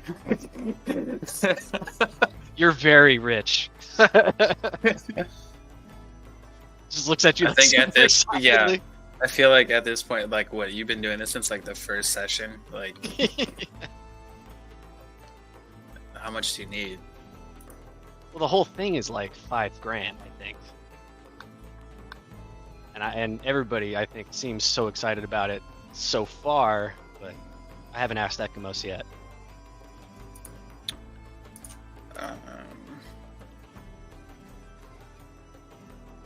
So I kind of just don't want to interrupt what he's doing. Look how much fun he's having. I was surprised Grim kind of came over. I'm rushing right back to the dance floor. Just trying to do two things at once. Yeah, I'm just hopping back and forth. I will hand you $2,000. Man, I know it's totally worth coming over here, sitting in your shadowy corner. You could light a candle or something, by the way. I'm good. Yeah. All right. Well, have fun, buddy. Like, pats him on the shoulder and like runs off. He heads over to Ekimos. He just like Hey, kind of like taps him on the shoulder as he's dancing. Hey, how man. you doing? What's up? Real quick. Same spiel. I got this idea for, we got this chest, right? And then we can put stuff into it, and then we can send it Okay. to another dimension. That Does sounds that sound pretty like sick. something interesting? It costs 5,000 gold. Ah, Now we've already I- got a donation from. Well, look at him. He even yeah, looks rich the way he just sits over there by himself, totally disassociated. it's okay. He's probably going through a lot. Yeah. that's- It's not much, but I've heard it's honest work, and I'll give you 100. That's all I got, man. That's hey man. I spent a lot on these bracers, which are really cool, and Is that you guys everything hooked that me you up. have? no, I have Okay, a little good, bit, yeah. but it's not Alright. a lot. But yeah, is 100 okay? Yeah, absolutely. Okay. I just wanted to see if you wanted to contribute anything. Yeah, I mean, Like we're it's gonna something. be able to get it. Yeah. So yeah, I'll hand you over 100. All right, man. Looks like you got business to attend to. Yeah, you're good. You're good. Kind of jets out. I'll sneak to you, Milo, real quick. Slide 500 gold into your pocket and be like, hopefully that covers my debt to you. And then hopefully this helps out as much as possible. You're the best. Okay, bye. Kiss you on the forehead, and I run right back to the dance floor. The breath on my neck was enough. Oh man, that more than covers the debt. He gave me a whole bunch. And he's like counting the gold as he was walking back over to Breck. So if Breck is doing 1,500, Varric does 2,000, Ekimos does 100, and Grim does 500. That's 4,100 out of 5,000. That would leave Alivor, and Milo to make up the 900. I can definitely cover any portion of that is necessary. So, How poor are you? well, I'm not poor right now. I understand I it, will man. be You can soon, tell me. I but- understand being just destitute all the time. So what? We need 900 between the two of us. Oh, I can cover it. That's what I was wondering. Are you going to be able to? Do you want to contribute, or are you going to have enough to have a little bit of fun later? Or? I give him 500 gold. That's So- more than enough. Yes, Yeah, I'll give absolutely. him 500. I feel like that's a good portion. Since Mr. Moneybag covered most of it. That's perfect. Slowly Oh, it looks like I contemplating gotta- robbing his own friend, but then it's like, no, can't do that. So We just gotta be on the lookout for a really nice chest. 500 Alivor, 500 Grim, 100 Ekamos, 1500 Breck, 2000 Varric, 400 Milo. It'll be like 450 for me, I think, because there's a $50 charge for the Oh, yeah, that's right. the other thing. For the tiny replica. This is exciting. As soon as she started like talking about this thing, I was very excited to try it out. I would like to ask Milo and be like, hey, so you said things can fit in it. What about this as I gesture towards my Silken Spite sword? I was like, That was one of the ones that I had in mind when yeah, considering this. Yeah. listen, I'm not going to lie to you. I almost sold this. But unfortunately, I had a conscience in the moment. Why We would you got a sell it? lot of gold. Oh, this is a lot of gold. It was a lot. We were almost able to get 50K for this, but it's close. But I don't want Just rolls it. his eyes. I don't want it, but I don't want other people to have it. So I mean, can yeah, this we fit could in that definitely game? throw it in there. Oh, So okay. that is a prime item. It's a perfect example of why I want to have this chest. Okay, good. I just wanted to make sure. Yeah, man. You Sweet. good on keeping it on you until then, right?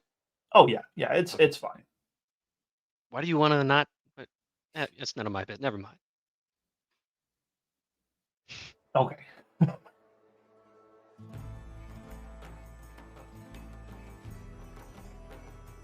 I think that's. I'm just gonna take a long swig of my beer.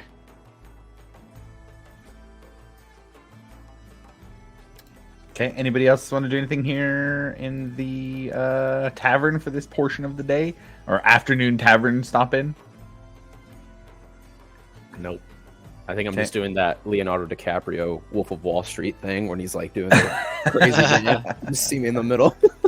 Ekamos and Johnny Grimm, why don't you each roll me charisma checks with advantage?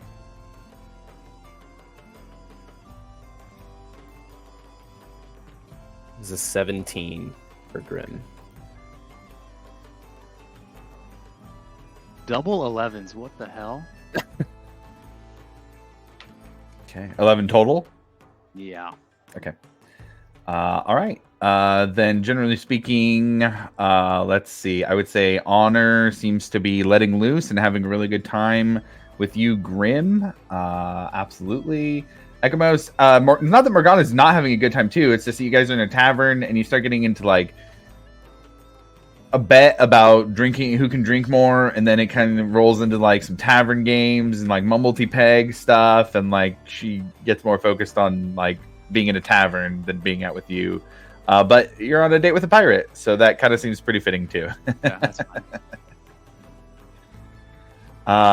And I would say we're not quite about halfway through, but unless anybody else has anything they want to do here in the tavern, I think we can take a break here, and then when we come back, we can do a evening shopping run, and I can throw you guys the shopping lists, and you guys all have I think it's 2,000 gold credit at Gilmore's plus whatever gold you have that you want to spend. And we have all kinds of other things around Amon too. So let's take a quick break here. We got 12:58 Pacific. Let's make it 1:13 Pacific that we come back. So we'll do a quick break here, and we'll see you guys in about 50 minutes.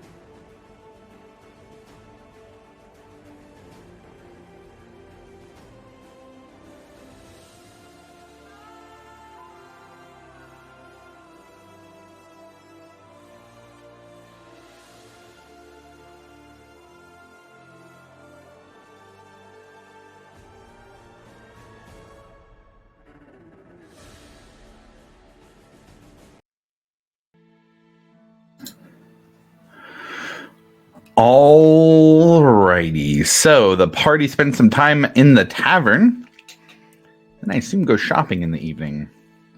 Is that a safe assumption, or is there anything anybody would like to do before that? I was gonna stay at the bar with Morgana. Okay, no shopping. Okay, got it. Understood. She is a pirate. She gets pretty rowdy, so she'll kind of gives you like an elbow back, like yeah, fucking yeah. And you stay at the bar with Morgana. Anybody else? Milo's gonna like catch up to Breck wherever he might be. Do you want the thing now, or do you want me to just keep it till? Might as well get used to the wait. I don't know. Yeah, you know what? Might as well take that now. Just gonna open the bag to him. And what's it called? The Will of the Talon? That's what it's called. Milo, I'm going to ask you, open the bag and let him take it Open out? the bag and let him take it Okay. out. I don't know if I want to touch that thing yet.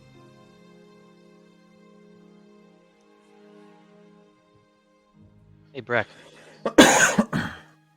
Last time because I remember it does have somebody. Yeah. Last time I touched it, something spoke to me. Kind of curious as to what it was. Have fun. All right. Well, I mean, if there's anything I can do, obviously. I guess I would like to start attuning to this while we walk. I guess I would say first things first, you grab it out of the bag. And as you grab it out of the bag, it is this odd mix of things happening. You almost hear voices that are antagonistic to each other, both talking to you in your head. You hear the voice of your patron saying, "This weapon must be destroyed immediately." At the same time, you hear a voice that you don't recognize saying, "Well, now this is a leader I'm happy to be in the hands of."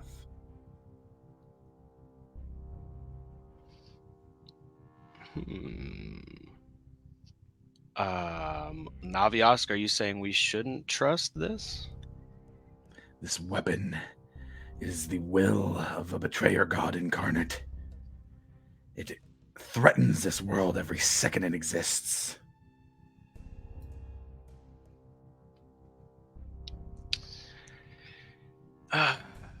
Yeah, but you don't think it would be better used in our hands? You hear the other voice saying, "Well, that is a very interesting question. And I, for one, think that this power can not only be used in your hands, but can be expanded." I hate to cut you off, but I'm not talking to you. You would need to actually take your hand off to have that connection broken. No, I'll leave the connection. Okay. Understood. Roll an intimidation check at disadvantage.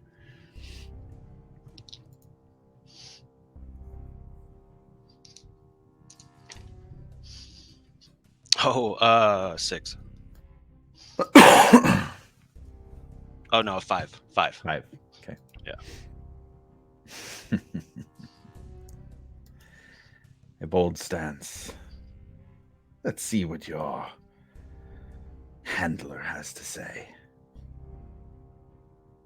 And you don't really hear anything from Naviask, except the crack of a loud whip.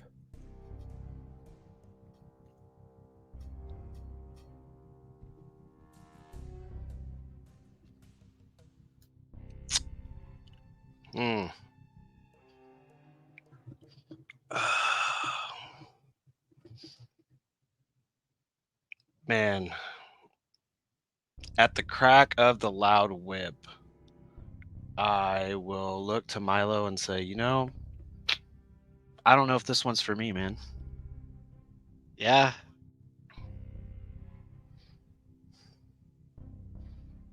Hey, man. You have seen the fire recently, haven't you? Her fire. I can feel it. And this hand that you grasp this weapon with. It touched true power very recently. This weapon will become stronger if you expose me to it. If you can handle that burning fire, you can wield it. You could be one of the most powerful beings on Exandria. You could lead nations, lead the world with that power. The world would be shaped in the image that you want it to be. Your patron would tremble against your power. You would be calling the shots. Expose me to that power. Expose me to that fire. And you will have a weapon truly worthy of you.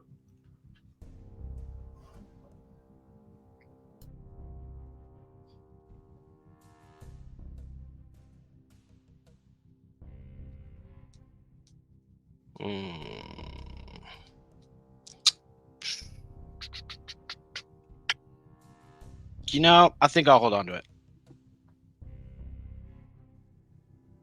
Yeah. 24-hour period just to test it out or something like that. Why'd you change your mind, by the way? Just to sit quietly for 30 seconds. Just curious, Just like staring at it. Yeah. Just thought I'd test something out. Oh, yeah.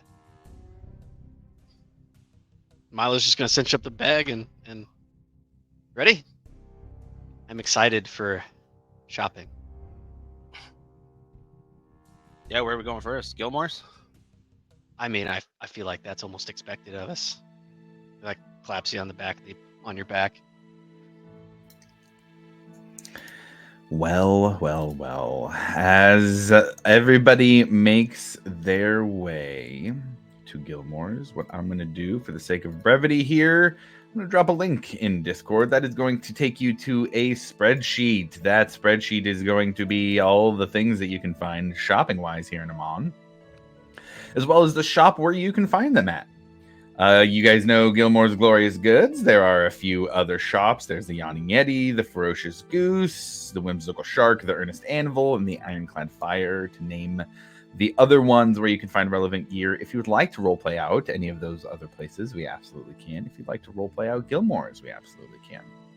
But so that you guys aren't sitting here asking me individual items, if you can find them or not, here is a list of the things that you can buy and the cost of what, and the cost listed there with it. So, to get things started, as the group of you minus Ekamos walk in, we'll say Honor would have opted to hang out if there was an invitation from the group and Grim to hang out. She would be with the group currently.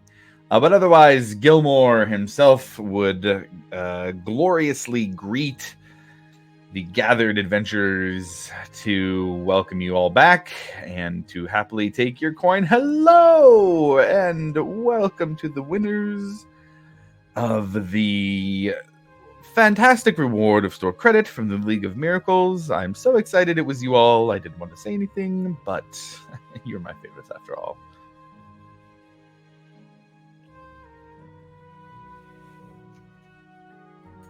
Well, straight to the shelves, I'll see. I'll stop and just let you all shop and do your thing. I'll be going. I've got to make a trip to Marquette shortly anyways. I'll leave you in the care of one of my trusted shopkeepers.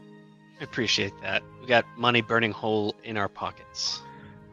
Of course, understood. And we have so many wonderful things to burn it on here at the shop. That is going to be it for me, unless unless anybody needs anything else. Ta-ta!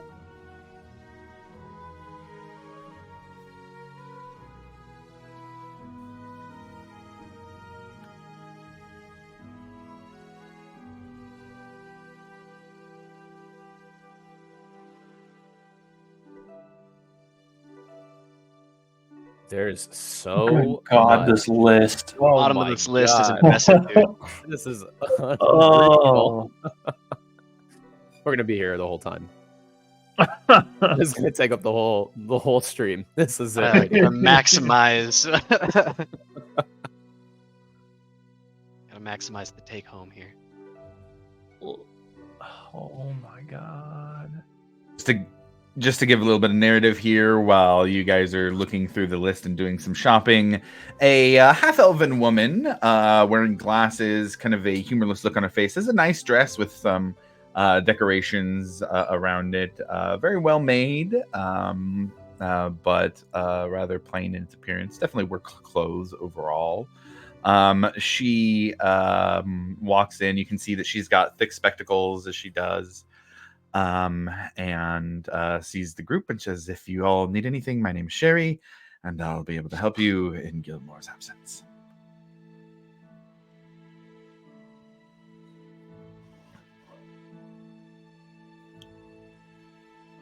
Oh, already. Is this I real find time? something. Say. Huh? I was putting everything in from cheapest to I might have changed it for everybody. No, Is that mine it? hasn't moved. Okay, cool. Yeah, I think that's all for you. I'm just gonna start like finding things and holding them up and asking, "What is this?" I find this cool looking cloak. It's the cloak of Elvenkind. Hey, what does this do? That helps you stay unseen. Oh, could you elaborate? Certainly. She kind of gives a annoyed look as she adjusts her large spectacles and gives you a description that makes sense in world. Out of world, it gives you perception checks made to see you have disadvantage, and you have advantage on stealth checks.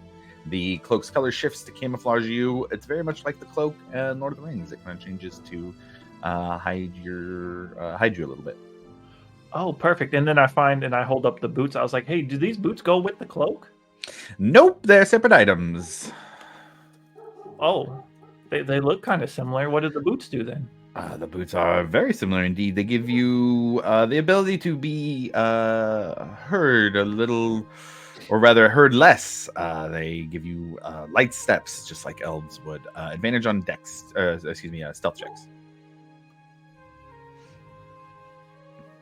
I'm gonna hang on to those. You know how you hold on to something in the store that you don't want someone else to take and just walk around with them.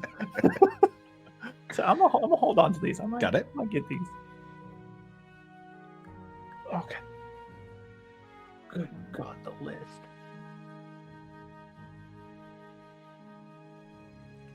There are a variety of other shoppers here in Gilmore's Glorious Goods as you all go shopping here. Let's see. There's also windows where you guys can see things outside. You know what? Let's do this while everybody's shopping here. Ekamos, you're back at the bar. Let's do that, man. While everybody's shopping, you and Morgana have got a pretty good buzz on. Played some bar games and are just hanging out now back at the tavern. What are you doing back at the Laughing Lamia? Yeah, I'm just going, drink for drink with her and getting to know her and all that stuff. Okay. She's sorry to hear about what happened to Elric. He seemed like a nice kid, but it's very unfortunate what happened. Yeah, I guess him and I were special in our own ways as far as our blood was concerned, and that's why I had came back because I had died before. And I guess the ritual that was casted on me before kind of, I guess, didn't work, or they were trying to, and I was able to be brought back alive in that state you saw me in. But yeah, we were able to stop it, but unfortunately losing my brother in the process. But I'm just trying to continue life now, Yeah. We lost some friends on the song too. I don't really know what's next, to be honest.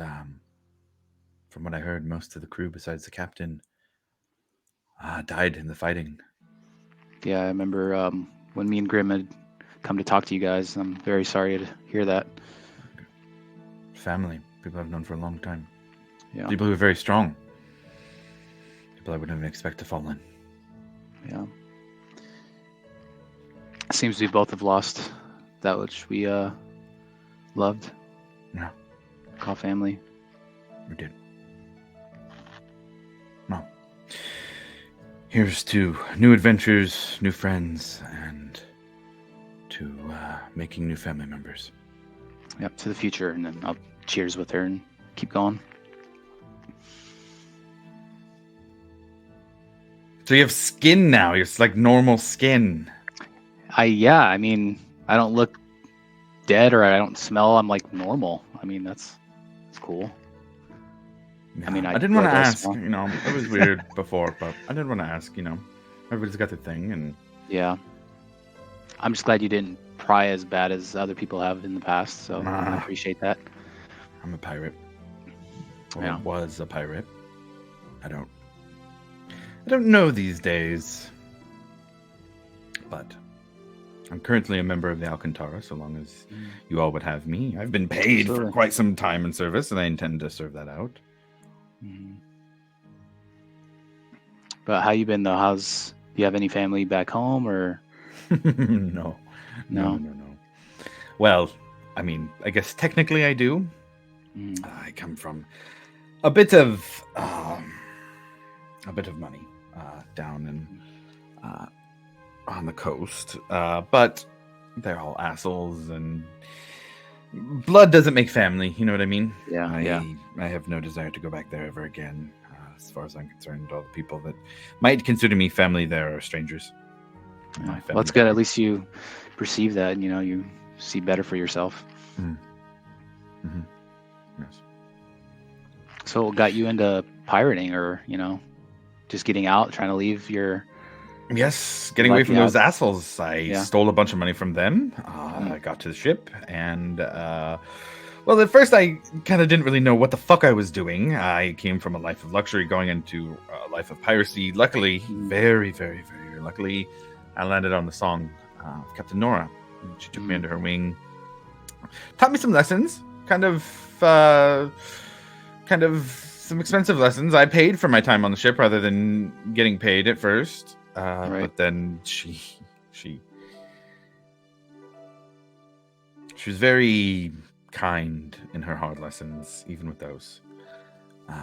She had a way about her that was showing strength, but still compassion, and I appreciated Right. that. There was a place for me on that ship, and she made sure I was strong enough to be there. That's good. So what do you just gonna stay on the ship with Alcantara and then kind of go from there? Or what are your plans after? Yeah, Breck paid me quite a bit. I think he paid me like a year's worth of Wow. split, and so I'm here So for you some rich. time. Well, Yeah. I got some gold. Yeah, I mean, That's I'll buy good. drinks tonight, I guess. No.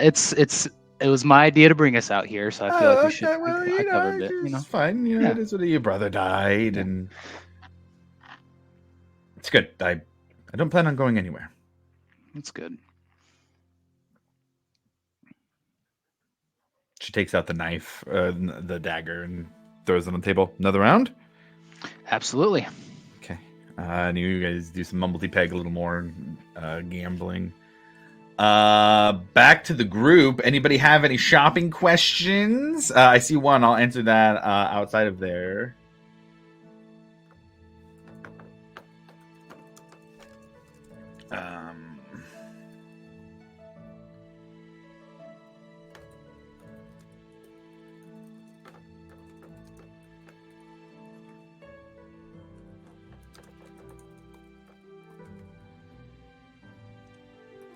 I would like to buy a set of sending stones. Okay. Yeah, you can do that. Sherry goes and grabs those, brings them out. They have a nice little wooden case where there's a spot for each of them. And that's 5,000, right? Sending stones. Whatever column C shows. Yeah, I think they're 2,500 apiece. That would be it. And then I want to use my store credit as well on top of that. Okay, got it. Sending stones, I would even say, unless it says, I don't think it says specifically on this list, but sending stones are together a magical item. I would just charge 2,500 for the set.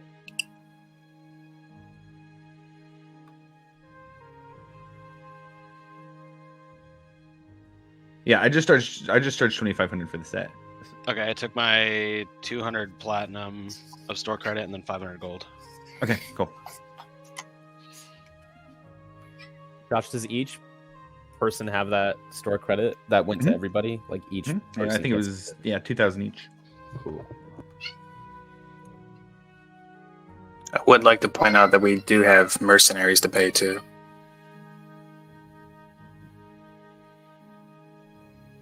We'll take care of that when we get there. Oh, I'm broke. Sorry. I know I owe The mine. fact so- that they helped save the world should be enough payment.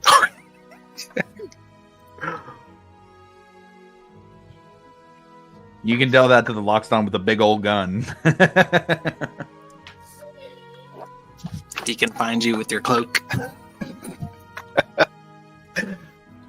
I'm ready. I am going to buy a bag of holding, Okay.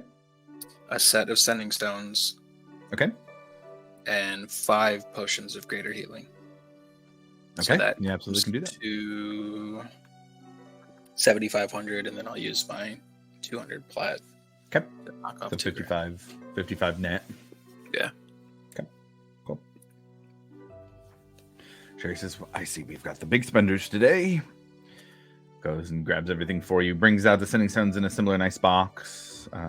It's like a little wooden case for the potions. It's a case for 6, but she brings out the 5 that you get. And standard bag of holding. Perfect.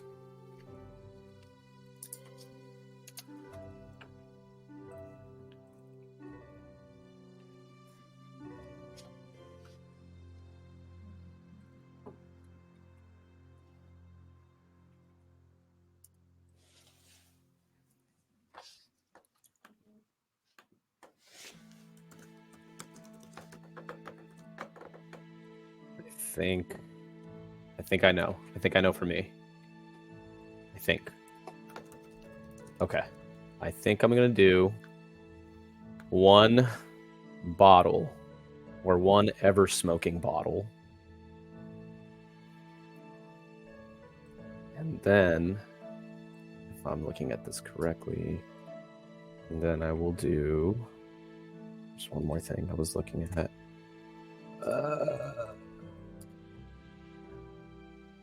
I just have to do quick math here.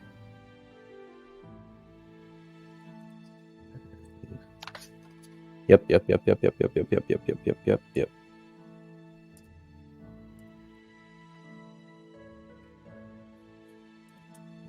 Okay, I'm gonna do the ever smoking bottle, and then I'm also gonna buy the sword of sharpness. Okay. Because I need a new weapon. So I'll use Yeah, the store absolutely. credit, and then I'll cover the remainder of the cost, which is 1750. Okay. And that's it.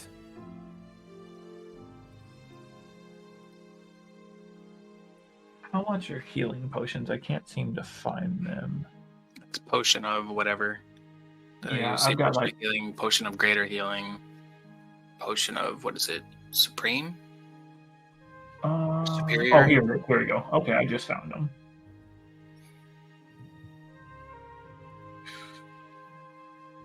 Supreme healing. You gotta really know a guy. I do know a guy. I know Gilmore. Yeah, for the sake of this, you know the guy. But that is a 10,000 gold piece. God, yeah, it is. Okay, let's do that.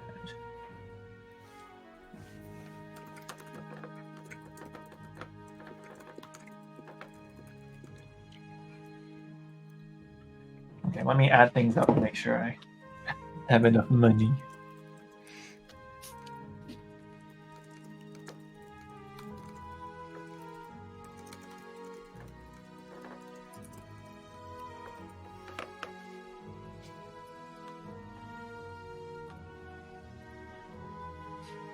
Varric, I would say you were the one who had received the news about Lumini. Would Varric have told the rest of the group about that yet? I thought everyone heard. Everyone heard? Okay, Yeah. that makes sense. Okay, I thought we were all on the boat, and I that's right. thought Okay, everyone overheard. Rasadi told me. all right, good call.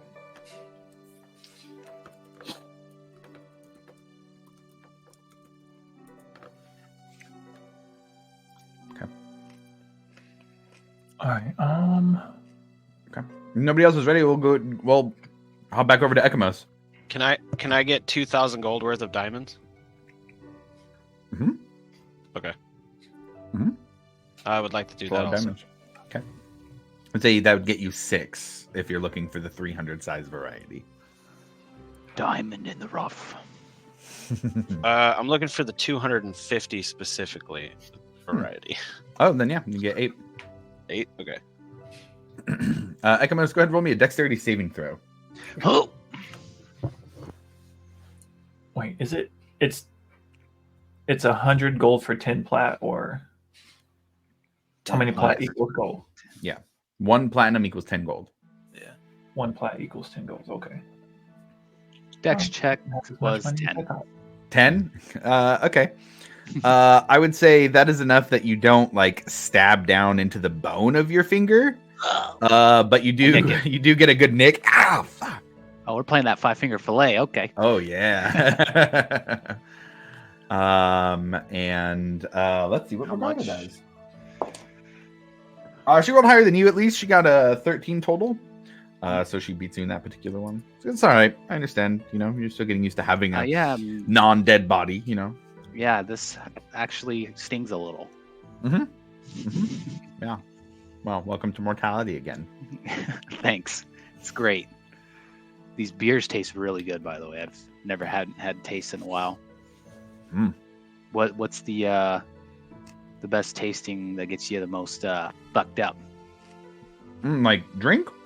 Yeah. I'm particular to wine myself. Oh, you're a wine lady. Okay. Yeah, Oh, fancy. The drunk is just really nice, you know. It's just Yeah. really gets you good. I've heard stories that those wine hangovers are not the business. No, terrible. Yeah.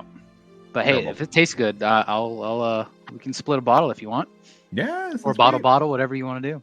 No. This How is about our I get night, this one? right? No, I'm Okay. getting this one. You got the Okay. rest. I'll get this one.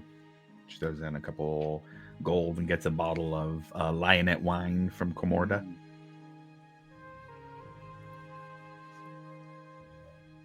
Is there a specific way to drink this, or you just chug it? What do you do? She just looks at you. You drink it. Okay. Clearly. Are you nervous or something? What the fuck? What kind of question is that? No, I'm just How do you saying. drink Like wine? I've seen people like, just drink it, or like they have the special glass and they do that weird shit with it, and then you drink it. I don't know. Why don't you take the bottle and you fucking drink it? Okay, And she just alright, grabs it and let's so fuck- chugs like a third of the bottle. Whew. Hands it over. I will do the same.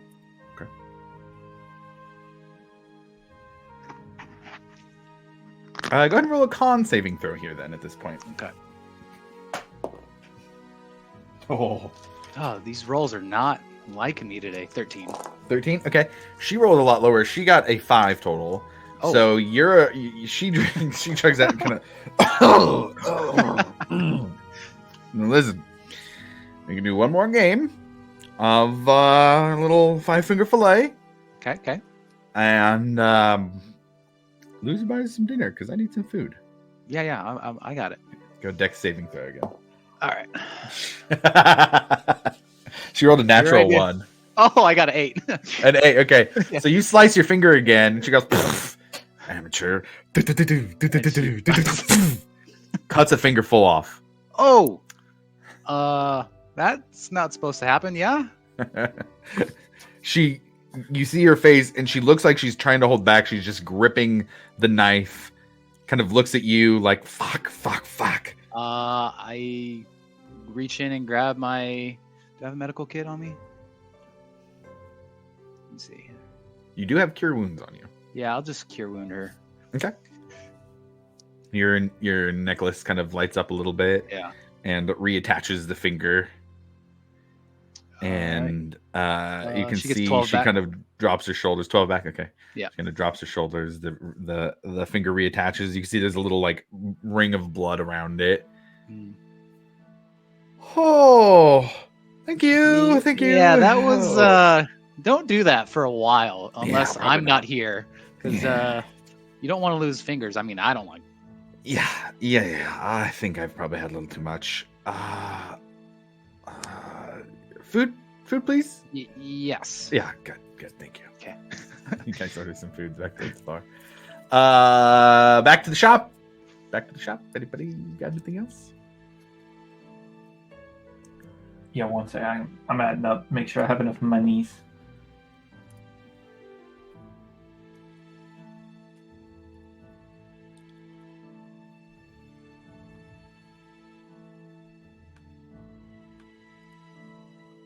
And then you said we have 2,000 in-store credit. 2,000 store credit each.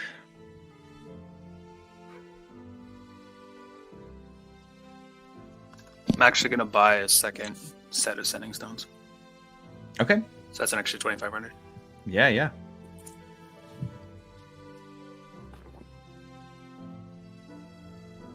Do you guys cut any deals for any deals? Y'all got any deals going on? I was gonna say bulk sets, but I'm only grabbing like 2 or 3 things. Sure, we do. What kind of bulk prices were you talking? Usually discounts start at 100. They scale up at 1,000. Okay, so I was thinking about this, and I set the cloak of Elvenkind and the boots of Elvenkind on the counter, and then I was thinking about a couple of healing potions. That really depends on what kind of deals we're talking about here. Are you asking about bulk pricing? Yeah. Oh, sure. And she just without a smile, just kind of, as I mentioned, bulk pricing begins at 100 items purchased and scales up to 1,000. Yes, 100. Yes. Oh, I thought yes. you We meant could offer a very gold. flat Okay. 15% discount if you were buying 100, 25 if you're buying 1,000. Oh wow. Items? Yes, individual Oh. items actually. Not- So not if you were to gold, buy right? no, if you were to buy 100 healing potions, it'd be a Oh. 15% discount on that. I Okay. believe. Let's thought you said see, 50. based on 50. No, it'd be 5,000 gold pieces for 100 Oh, healing okay. potions. We'd give Okay. you a 15% discount on that, so you'd save 1,500 gold pieces. Yeah, Excuse me, not 50, 750 gold pieces. Yeah, that's a good deal. If you bought 1,000, it'd be 25, so that would be a 50,000 cost for that many for that many healing potions. But of course, you would save 12,500. So Okay. So, all right. Forget I asked. How much for these two, the cloak and the boots, and then let's say just 2 healing potions? I guess I don't know. go ahead and roll a persuasion check. All right. Where's my?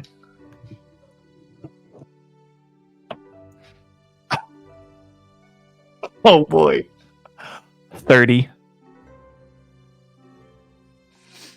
I'll tell you what. With that much stuff, I'll throw in one of the healing potions for free. Okay, so that would, by my count, that is 70. You said one of the healing potions for free, so that's 50 off. So that would be 75.50 by my count, correct? If I'm doing math right. That's a good. Oh, here we go. Let me get back over. You said boots of Elvenkind, cloak of Elvenkind, and a healing potion. Healing potion's 50. And 2 healing potions. You said you get 1 free, so Yeah, one I think free. the cloak is 5. The boots are 25, Yeah, that makes sense. Then that sounds right to me. and then so 75.50. 75.50. And then don't forget to consider your 2,000 credit. Yeah. So I guess it'd be 55.50 So 55.50 from my actual inventory. from actual. Yeah.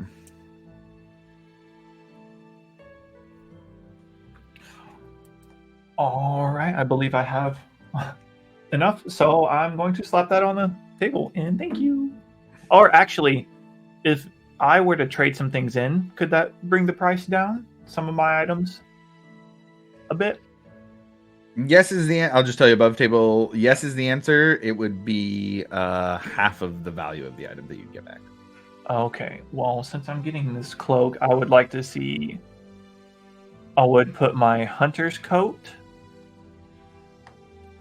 on the table, and I have this. Okay, so I have this diamond in my inventory. It says it's worth 5,000 gold pieces. I don't know It's where not. the hell I got that. Nope. I You was got to gonna- track what your value is. Yeah, that did not transfer. I'm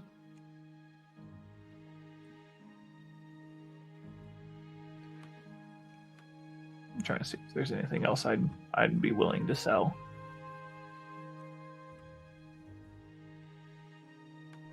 Yeah, just the hunter's coat, I guess. Because my cloak is gonna replace the coat, unfortunately, but it's okay. Okay. That's a pretty good coat. It's pretty nice. It's a nice coat. Yeah, that's a really good coat. And so how much would this run me? I hate to get rid of it, but That's a good coat. I don't know. You're trading that for a cloak of elven kind? Yeah, let me. Man, I have to imagine. I'm just going to throw this out there because I don't want to be a hostile DM here in the way you're doing things. I have to imagine that one of your players would probably give you the equivalent amount of gold for that and still get the item. Mhm. Whoever would get that item would get it at 50% cost, and you'd still get the gold you're looking for here. That's a real juicy item. Oh, I turned to my friends. Hey guys, do you guys want this cloak? It's a pretty good cloak. I look at Ekamos specifically. I feel like that you'd really like this. What was it? Ekamos is not there, but I'll let you guys Oh, figure this out as never mind. players. Never As mind. players, What, that's fine. Yeah. Above table, what's it do? All right, so it's a purple, whatever purple is. Oh, that's Very rare. Good. It's Yeah. very good. It gives you +1 to your AC, and it also has this feature that I have not used ever since getting it because I forget it has it. And it has 3 charges, and every time you hit a creature with an attack, you can expend a charge to do another D10 of necrotic damage. Oh yeah, dude. Come on. All I have Okay. is just a cloak of protection, so that's a bonus for sure. Okay, so I'm actually gonna hang on to the cloak. As I like go to put it on the table, I'm like, wait a minute. I think I'm gonna hang on to this. I'm just gonna pay my 55.50, and then take my new items. Okay, and then that'll be it for me. Just that.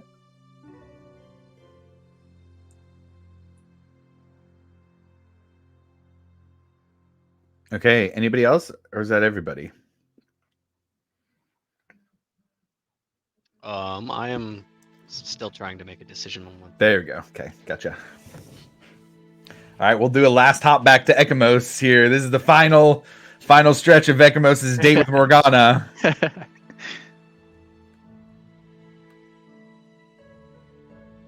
She's healed. You guys have eaten some food. Nothing crazy, but you got some good food. I'll leave it up to you from here. What time of night is it? Or I'm assuming night or. Yeah, it's nighttime, probably 8 to 9-ish. We'll say it's the weekend, so the shops are open later for Oh, everybody. Do you want us? Where do you want to do? You want to go out shopping maybe, or spend the night, or what are you trying to do? She looks at you, and she's got a mix of just kind of tiredness from the day, the last couple days, and everything that's happened. A little bit of sadness, but also like happiness about what's going on right now. I'm up for whatever you'd like to do. This has been a wonderful evening, and I'm having a great time. And I'd like to extend that however you'd like to do that. Yeah, I could use some rest too. So if you wanna, I'm assuming the tavern has rooms available. Oh, it's 4 stories. There's definitely Yeah, rooms. Yeah. Yeah, I guess I'll ask if they have like a luxury suite or something. So you go up, you ask a half-elf innkeep there, a male. He's dressed really nicely. Certainly, the luxury suites are 4 gold for the night. Oh They yeah, have, absolutely. And he describes like everything they have is like, there's a little sitting room and there's like, bathrooms and shit in there. It's super nice. They'll bring room service to the room, that all the good stuff. Yeah, I'll take one night. Okay. And that Takes was 4 gold. 4? Okay. Luxury suites up on the 4th floor. Gives you a Awesome. key. Yeah, I'll head back over to Morgana and be like, "Hey, I got us a luxury suite. If it's been a while for luxury." She kind of lifts her eyebrow. Luxury for a pirate. Well, Mm. well. What have I got myself into? And she stands up and follows you upstairs, and will fade to black for the rest. Hey. Back to Milo and Gilmore's. The wizards Milo- having trouble. The wizards having trouble. Milo is going to bring to the register 4 third-level spell scrolls. The 3 that we talked about, and then the 1 at regular price. Okay. Sherry you will guys- give you a look of just magic. I see. Must be a practitioner of the arcane. See that spell book over there. I am very excited about this. You guys don't happen to have maybe some of the paper? We have all the paper Quality. you need. All of it. Perfect. And then how much does that usually cost? I can't remember. Just equivalent. So like you have to spend a certain amount per spell level.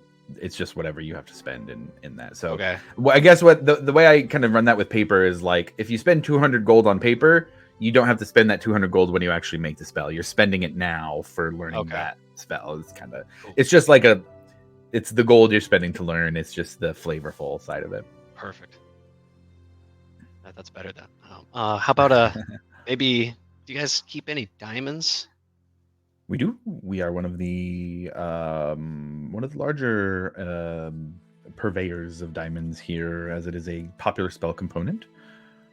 That would be wonderful. Do you mind? Also, what about a chest, or maybe, like a really nice one? Oh, certainly we have some here, and she takes you to some Those are really nice amazing. chests, and they're like not even close to the range. Really? Like, Oh, that's not not. even Oh, close. that's Like, oh, the bit most expensive better. one we have here, very secure. It's 1,000 gold pieces. We'll stop. It's got a little bit of magical enchantment to it. Do you know where I can maybe find some that are a little bit higher quality, or maybe somebody that can make one if I found the pieces? I see. You might have to speak to the Lyceum for something in the range you're speaking. Lyceum. Kind of gives you a knowing look. Secret chest. Okay. That's exactly it. Yeah. Ah, yes, the Man, you're Lyceum. good. You Yeah. guys are Oh, good. yes. Well, I've been trained by the best. The Lyceum should have what you're looking for. There's somebody who you can either commission, or they should have a stock there that are ready for this. We don't keep those on site here. They're more than we typically need, but the Lyceum should have a few handy. Wonderful. Yeah, I guess I will take the scrolls and just the diamond then. Okay. Sorry. Easiest transaction. Do Yeah. a few spell scrolls. And story-wise, I'll say that if you would like to commission a chest, you could design a very expensive chest in whatever way you'd like, and that will be the chest that you have. So just let me know what you want the flavor for that chest to be, and it will be so. Oh man, everybody contributed, so I think I'll have to just think about that and discuss it with the group. Cool. All right. Well, Thank you. then, I'm welcome. gonna leave like a 4 gold tip for. I don't for know. Sherry? Yeah. Oh, she'll blush and Sure. take it. Awesome transaction. Well, thank you very kindly. Not everybody is so kind. That is very generous of you. Well, I'm sure I'll probably be back in here too. I hope so. Good one, Sherry. You too. And we'll say finishing at 9:15 or so here at the point we're at.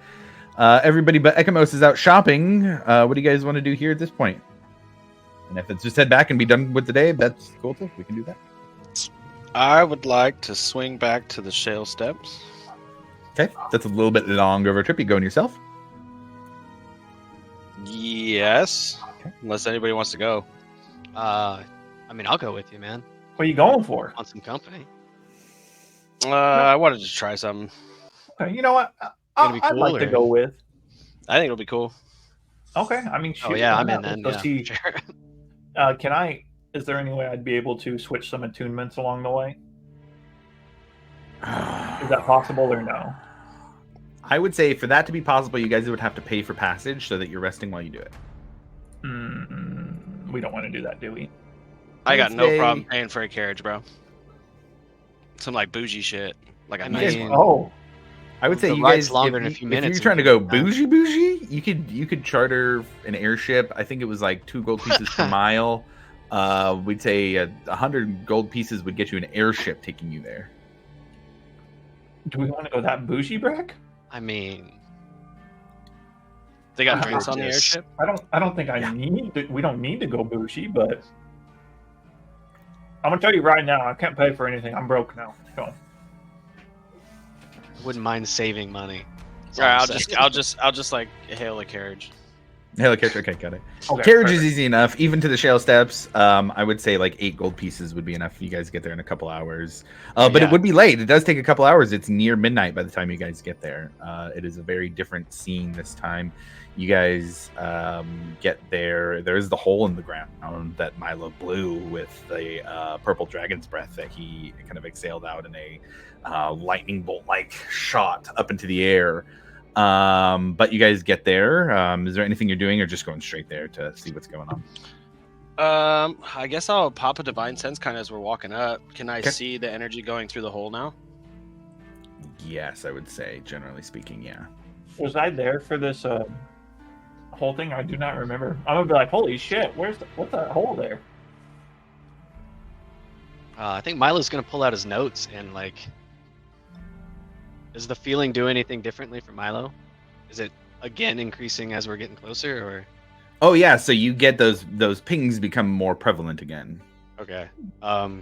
Yeah, he's gonna go over the notes that he was taking as he was walking away and just make sure that they're still accurate.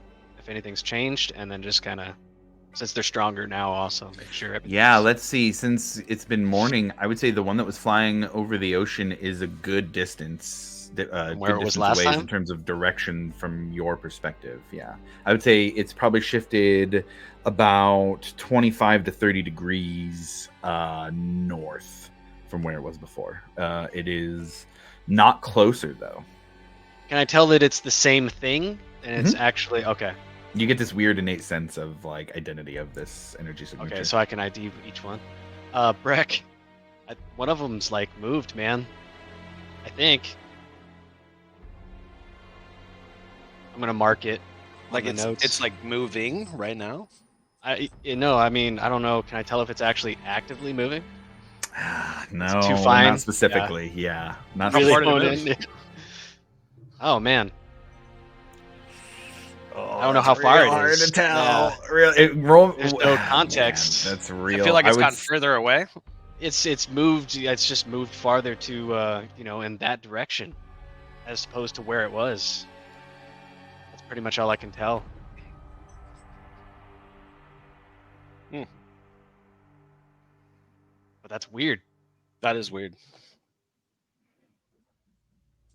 All right, man. You gonna do it?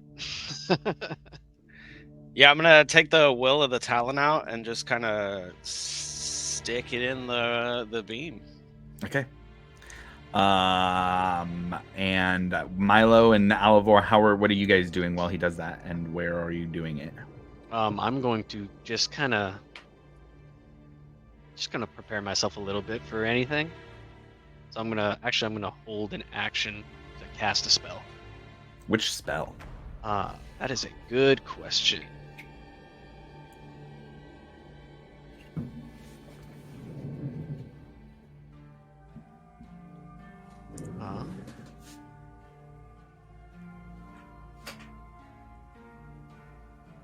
I didn't read just these.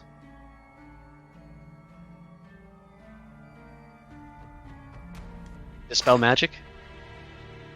Okay. So since I have no idea what happened before and no one told me what we were walking into, I am just wandering around, looking Okay. at this giant hole in the ground, just kind of like, what the fuck happened here? How close are you to I mean- Breck and Milo? Where'd you guys go exactly? Like, in proximity to the giant hole in the ground? I think they're above it. Really, They'd I'm have to be like above it, standing but right they're on it, above the hole in the ground. right at the edge. Oh, I'd be right next to you because I'd be super perplexed by this hole in the ground. I just want to see. Oh, that's right. He can't fucking see the beam, huh? No. Kinda regretting Got that. a hole in the I'm ground. just a little. I'm like, Breck. bold move, Cotton. I'm just looking at it, and then I get a little bit of hesitation when I see him pull out the staff. I'd be like, "Oh, what's he gonna do with that?" But that's As, about as, it. as Milo's charging that up, Breck, do you think we should maybe wait? Just maybe a hot second. Maybe we should bring. What are we we got- waiting for? I mean, we got a couple friends we could call easy that would be into this. I'm just saying we could.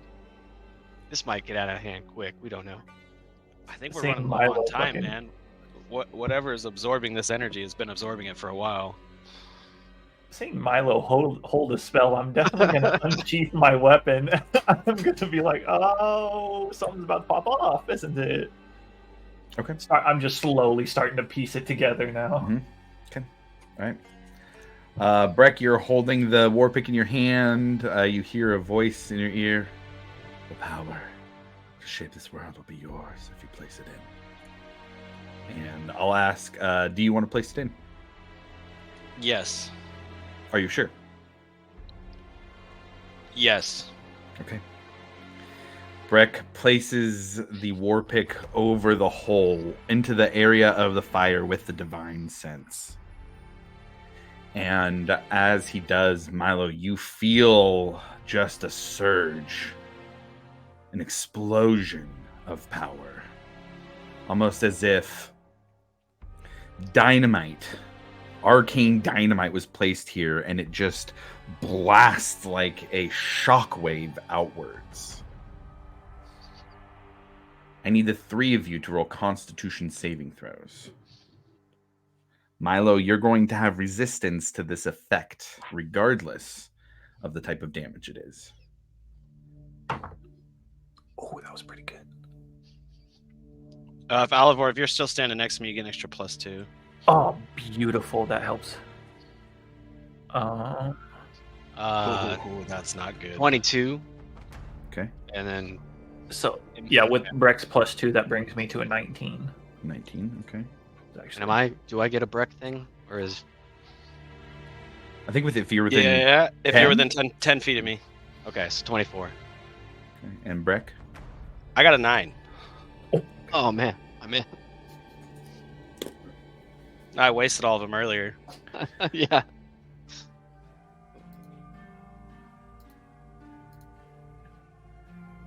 Okay, give me a second here. Got a couple things to resolve with this.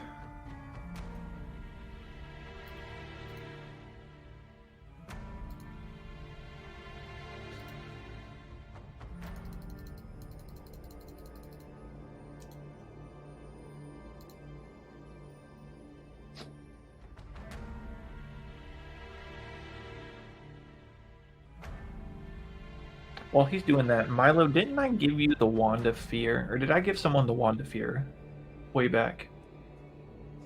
I thought I did, but it's still in I my mean, if you inventory. did, it's in the bag of holding. I could have swore I gave that away. It's like so- sitting back. Yeah. Rex about to put it in and be like, "No, I think it's in the bag of holding."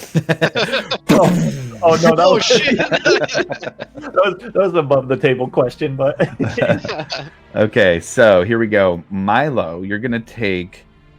you succeeded 23 points of fire damage, but you do have resistance to that. So I think for you, it's going down to 11. Alivor, you will take the full 23 Mhm. for half on a success. Breck, you're going to take 47 points of fire damage. But you hear the 47? voice in your head. 47. Okay. But you hear the voice in your head say, "More, a bit longer, and I will be at the height of my power. Leave it." Do you leave it in? Yes, but I'm gonna cast a 3rd level Cure Wounds on myself. So before you do that, then what I'll say Huh. is we'll need to go into initiative if you're casting Cure Wounds, Uh, because that will affect the order of how things play out here. shit. Okay. So Milo, Alivor, and Breck, please roll me a quick initiative. Shit. Of course. I got a 6. Oh man. Ooh. 8 for Milo. 14. Okay, so we're gonna start where Breck is. Breck, you have your turn. We're just gonna do it a little weird here, but since you're inciting things, we'll start with you, Breck. You can use your free action to put it in the fire, and your action to cast Cure Wounds, but we will be in initiative here moving forward. Okay. So go ahead and roll your that Cure is Wounds. what I will do.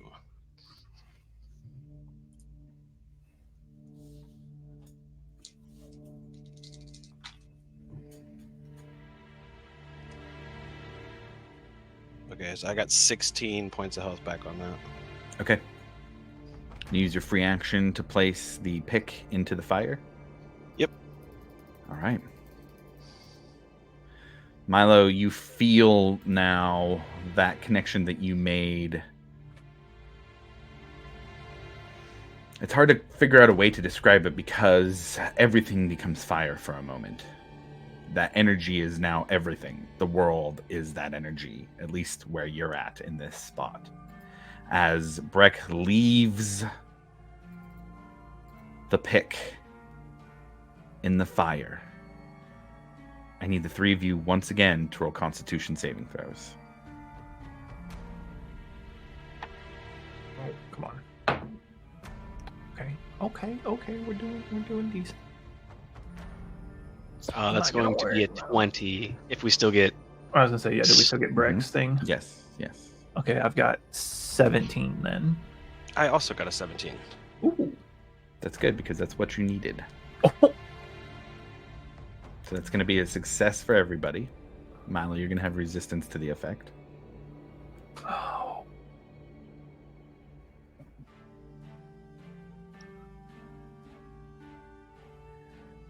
As a success, you will take 29 points of fire damage each.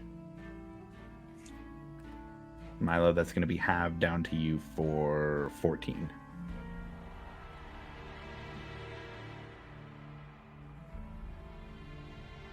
Shit, man, that hurts. Hearing him say that, I'll take it out instantly. I would say You keep look- going if, like, at least I can take a little more, man. Nah, I'd So- pull it out as soon as I heard that. I'd pull it out. Okay. You pull it out and look around you, and all buildings within about a half a mile have been leveled completely. There's nothing left of them.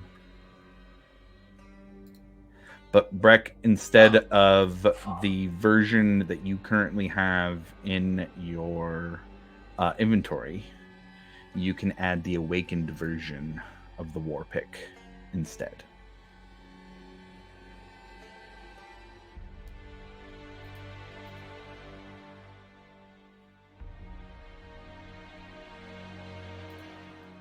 So in particular, the things that you get to add: the weapon's bonus to attack and damage rolls increases to +2.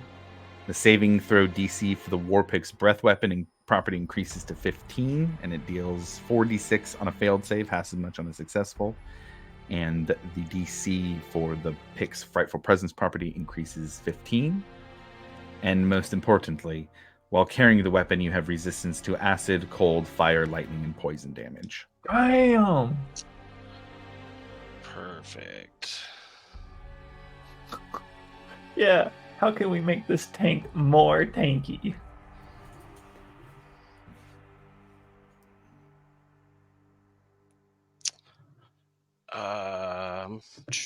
Well, And we can go out of initiative because nobody went down on that. If it did, that was a total of, I think, if somebody had failed on both, that could have been potential all the way dead. So I think we're good to stay out with where you guys are at. Especially if you're taking it out. If you're keeping it back in, we'll stay in initiative. But if you're taking it out, we'll go out of initiative. no, I'm taking it out.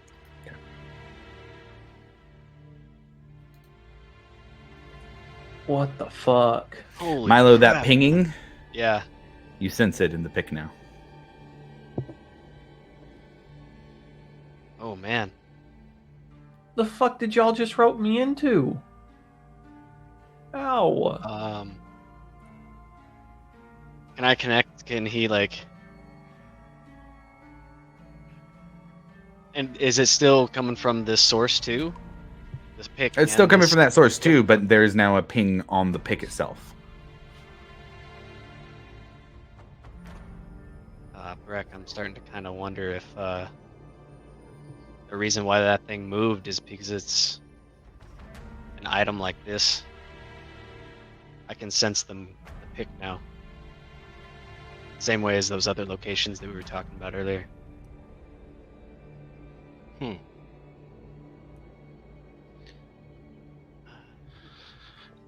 So it's safe to say that there's another arm of the betrayer floating around.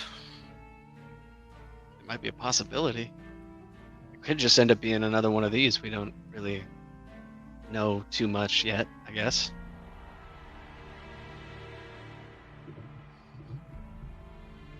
How are you doing, Alivor? I'm fucking hurt. You guys You want bring to me stick your along. sword Don't in this thing while we're here? bring me along. Don't tell me a damn thing, and then all of a sudden I'm getting fucking blasted. I am hurt. The hell? You didn't You really said what? ask. I said, hey, what's this giant hole in the ground? And I get ignored. You guys just You can't see chit-chatting it. away, I'm can't see just confused, man. Everybody here can see it See except what? for you. What are you talking about? Milo, I you can see you the with thing. the pick. Oh, it's right there. Oh, it's yeah, of course. Plain as day. What are you talking about? I see you with the pick and just Milo. That's it. That's all I see in this giant crater in the ground. Do you remember those Open your eyes, man. magic eyes are points open. or energy things we were talking about that were floating around in the air? No. This is one of them. Well, we didn't tell you about that. I thought we told No. him. I thought we was he told not- everybody. was he not with us when we told everybody on the ship? Oh, That's he- right. We met him at the bar. He's partying. Ah, yeah, you really missed out. I guess. Oh man. Jesus.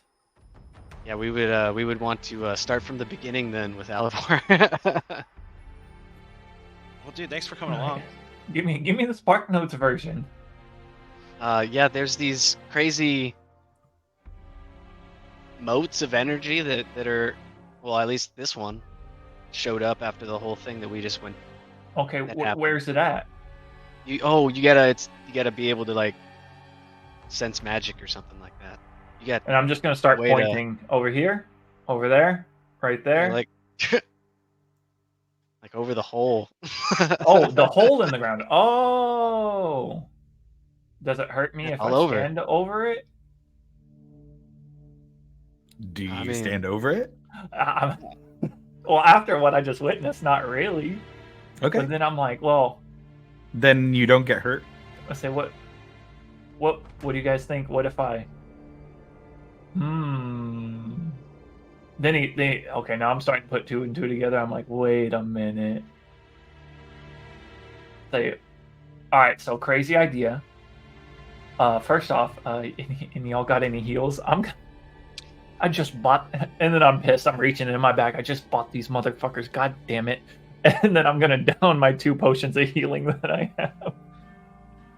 I will also give him a second level cure wounds. All right, let me get. So that's 6. That's 8, and 18 from my potions, 14 from my cure wounds. and then 14 from the cure wounds. Do you need more? Whoa, how that didn't math. 1 second, I mathed wrong. So I had 18 from my potions. Oh my god, that's why. Give me a second, guys. Hit damage instead of heal, huh?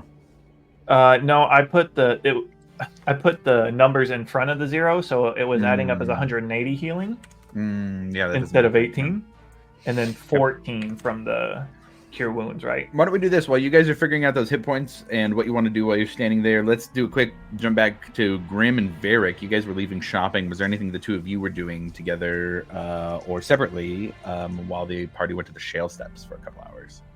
I'm gonna eat this dialect fruit real quick as well. Okay. Munching. real quick. Is it okay with you, Josh? So if I swap the bottle of the ever smoking bottle for 2 potions of speed, it's 800 gold for the 2 potions instead of the 1,000 for the one. Oh sure, bottle. yeah, So I just swap it. Awesome. change the gold with whatever. That's Yep, I'll do that. But I would probably, putting 2 and 2 together, that Ekamos is a little indisposed of for the night. And since I'm still with Honor, I will see if she's down for a little field trip and ask her if she would come with me to a Temple of the Raven Queen. And just explain to her. Yeah, go ahead and roll persuasion with advantage for that.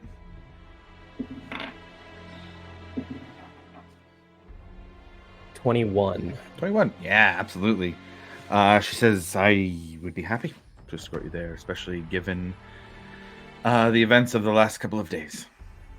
Yeah, I'll just explain to her what I saw and just kind of let her know that I'm just looking for more answers. So I'll head over there with her.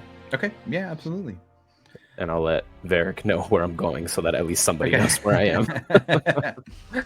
Varric, after shopping, Milo, Breck, and Alivor let you know they're going to the Shale Steps. Grim and Honor go to the Temple of the Raven Queen. Ekamos stays at the bar, leaving you here in the streets of Amon late at night. What are you doing? I'm going to find my sister. Okay.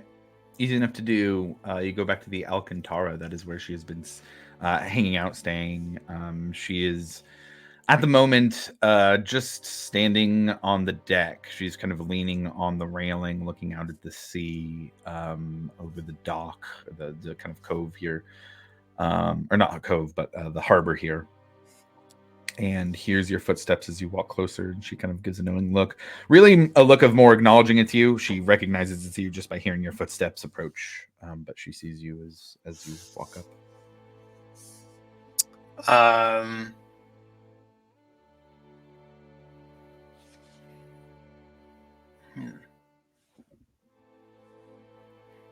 So we can either do this private conversation, or I can just tell you that I would talk to her about what you and I have discussed. Okay. Let's hop in a private conversation so you can actually play that out. Okay.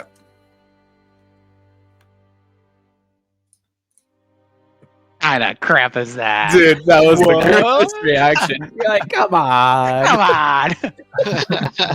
on. Oh. Find think it. Alivor, do you need Secrets. more health? I can give you a couple more cure wounds if you need them.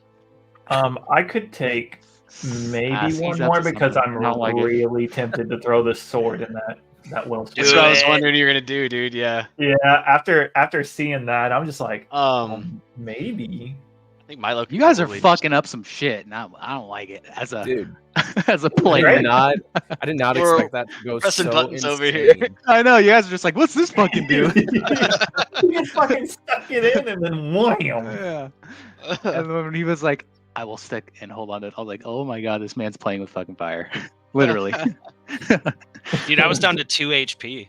Yeah, Really? Oh my Yeah, god. you failed your one. Took fucking 40 points from you. God. Yeah, your +2 is really saving my ass. Mm. But yeah, I could take one more. I need 15 more and I'd be at max. But Okay, I have 1 first level spell slot and a 3rd level spell slot, but I was gonna hold on to the 3rd in case Yeah. shit went south. yeah, I'd say I'd take the first because I think I've used all of my healing potions. Could have Yeah, 'cause waited for me. I would have helped y'all out. Oh, Why'd man, you you have your night with your girl, bro. You were You have too fun. busy I don't wanna bother trying you, to dude. get some. Bros Yeah, I used- before. Oh, no, I'm just kidding. I used Nah, 4 first levels and 2 second levels on myself to get Oh, myself jeez. back up to Damn. 51. God. Because I used all my lay on hands earlier with fucking Milo trying to kill me. Yeah. Oh God. Well, I think I could take. I don't know. It depends I'll on. give you the- I'll give you one I'll give you 1 first level. And I Okay, can was pull gonna you say. out before anything terrible happens. Yeah, and if I get hit too hard, I'll pull it out myself. Like, So that one's 8 Uh-uh. more points of healing on that one. okay, 8 more. All right, that'll be perfect then. I kind of want to do it. Oh nope, that's damage. Don't put that there. Okay, Oh yeah, I can take a hit, maybe, kinda, not really, but we'll see. Dude, If I go- Emotions I just You're heard. so You're inspiring. scaring me, man. So If I go inspiring. down, just make sure my sword doesn't fall in the hole. That's all I ask. It's kind of important. I don't know, just sitting down there absorbing energy. You're not holding it, not getting hurt. I don't know. It sounds like a win-win. Well, what if it falls down the hole and then that just becomes a whole thing? I can Milo can use jump in my the hole. mind. I can actually use my mind to put it in there, but I don't feel like that's a safe option. I'm trying to think. What if we wrapped a rope around the hilt and then threw it in there Just and chucked just it in held there. onto the rope, or tied the rope to a rock? Straddled it over, just a rope Yeah. on both ends, and Oh, we're gee. good. Y'all are fishing Lowered for in. power at this point. I feel like we're deep frying a turkey over here. Yeah. Oh, Dude, everyone just God. wants to become Palpatine this episode. I guess, shit. Unlimited power. I had to put those memes in there. Dude, Damn. it's almost mandatory. Yeah. Yeah.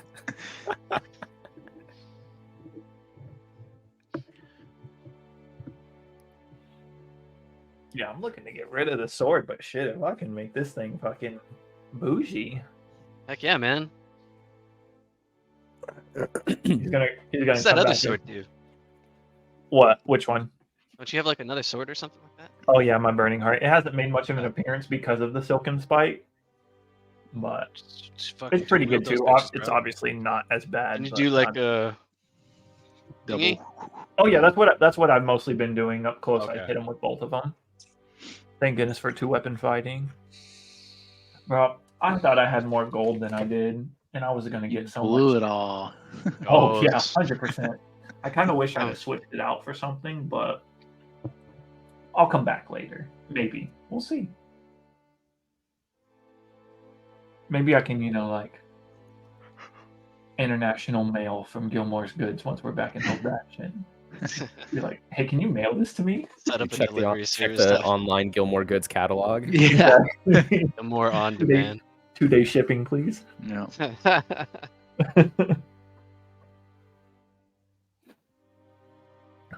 Oh, little secret talks. Damn, they're talking Right for a now, long right? time. Up to no good. Dude. How dare he talk to his sister without us around? Yeah, right.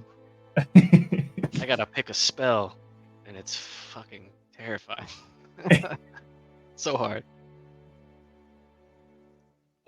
Dude, he's talking to his sister. Ekamos is in a suite, dude. Everyone's doing their private things.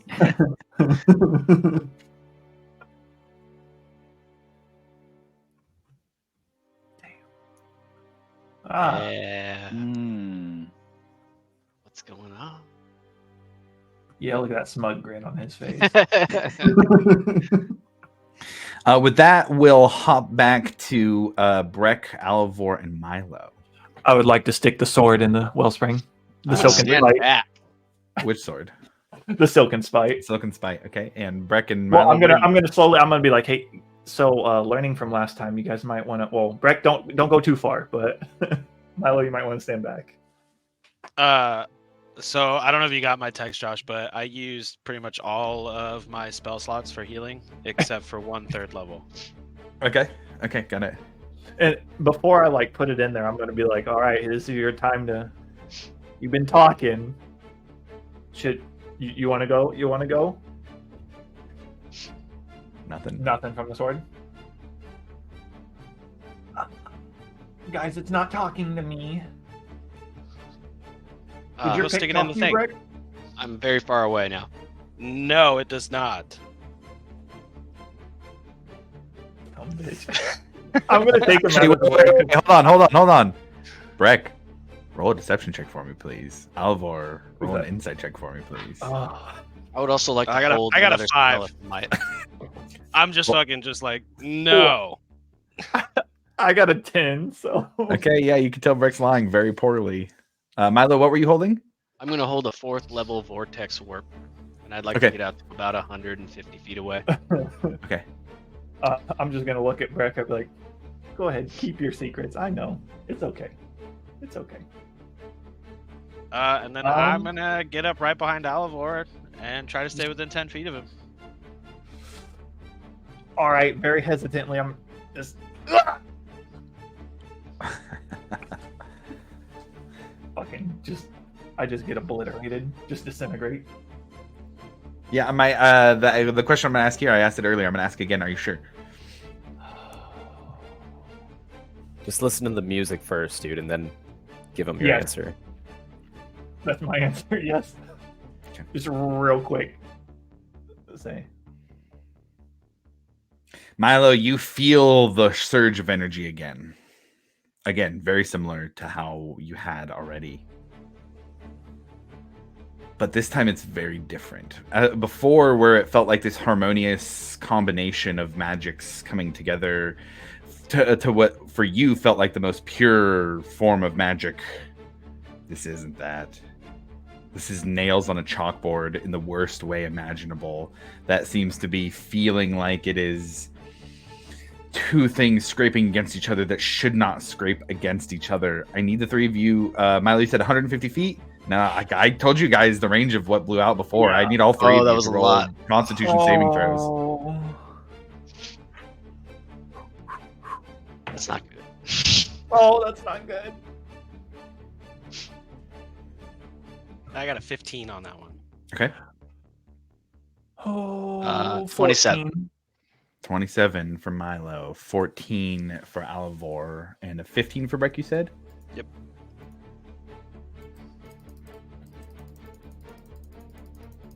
Alivor, do you have that +2? Yeah. Oh no! Yeah, I know. Shit. You guys, I gotta set up a map. I gotta set up a map. We gotta play this out. I gotta set up a map. Hold on. I'm blaming you too. Oh Yeah, my you're talking god, down from this. dude. We Should've done talked pushed me too down. many buttons. Oh Does no. it help that the second I feel anything going wrong, I would have pulled it out? Nope. Oh. Well, the sword had its chance. I asked it. It didn't say anything. It likes to get chatty at the wrong times.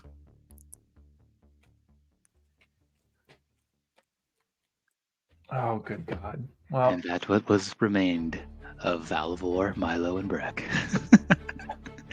it's okay. I got my backup character.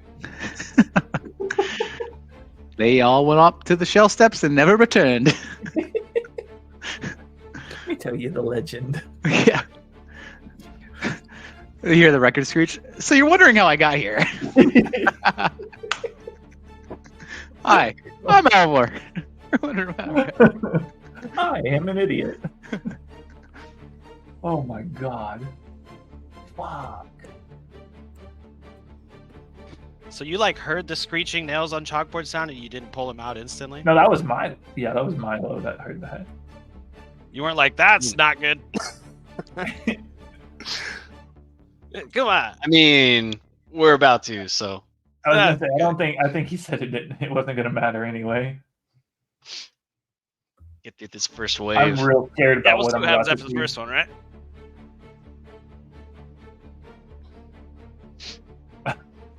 Where's Milo? Gone. So this is a real simple map, guys. This is a real simple map. Everything got blown away anyways. I'll throw a couple blown away trees here just for some extra scatter terrain. Milo's 150 feet back behind this. All right, so as this blast happens, let me roll damage here. At what point can I pull him out of there? You're 150 feet away currently. Yes, I am. So, you're gonna have to travel 150 feet first, at least. If What about the? It's a vortex. oh, that's right, you do Held have back. the vortex warp held. Okay, Fourth so- level.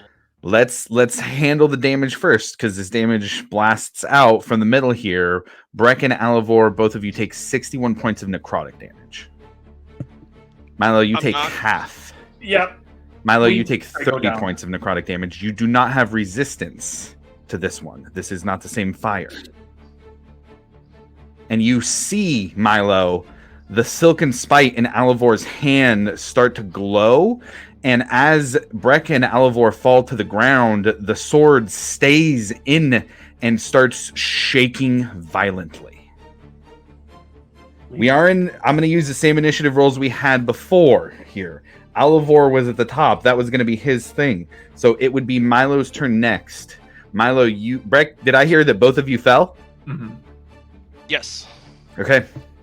We're staying in initiative here. Milo, you are 150 feet away, and it is your turn. I'll let you do your held action before your turn if you would like. Yeah, I gotta pull. Milo's gonna pull Alivor to himself. Okay. And then he's gonna. That'll be at the end of Alivor's turn, and it is your turn. So he's with me right now. He'd be with you now. That goes off. I would say he's unconscious, but I consider him a willing creature for the sake of this. And then I'm going to use I my. give my unconscious consent. I'm gonna look at Breck and just kind of, even if he can see me, just nod at him. It's like, come on, buddy. And then I'm going to dimension door as far away as possible in the area, and then I'm going to use all of my movement to try and get away from the area. Okay. He pulled me back to him. Pulled you back to him. Shit. And then dimension doored away. Oh. Breck, I need you to roll a death saving throw. Oh, he's fucking down. Yeah, He's we're both down. Oh, if you didn't know that, I will let you make a different choice. Oh, yeah, no, Breck I didn't is know that. I down. thought they were knocked prone. That's what I No. thought. Both both are down. unconscious. Shit, damn.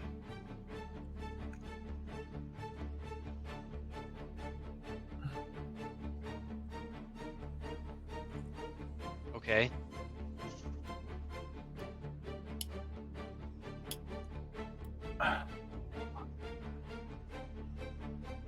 I will. Damn, man. That's...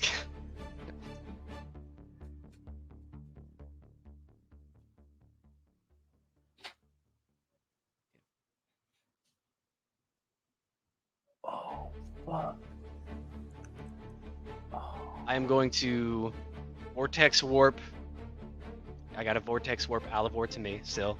Okay, so that still goes off. And then it is your Um, turn, 150 feet away.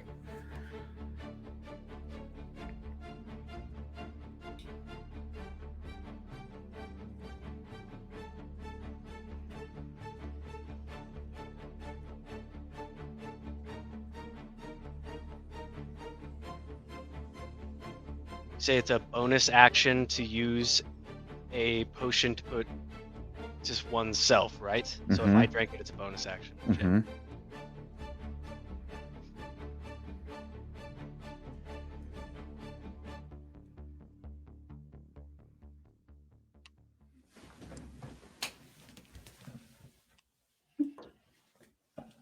Oh. Oh no, Breck.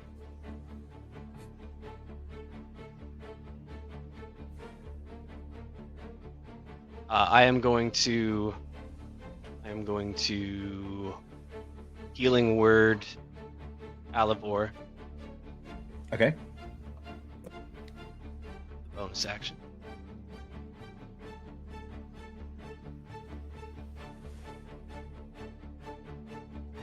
It's gonna be 9 points. Okay. Not too bad. Alivor, you're up. Sweet. Uh, Oh, fuck, that didn't go as planned.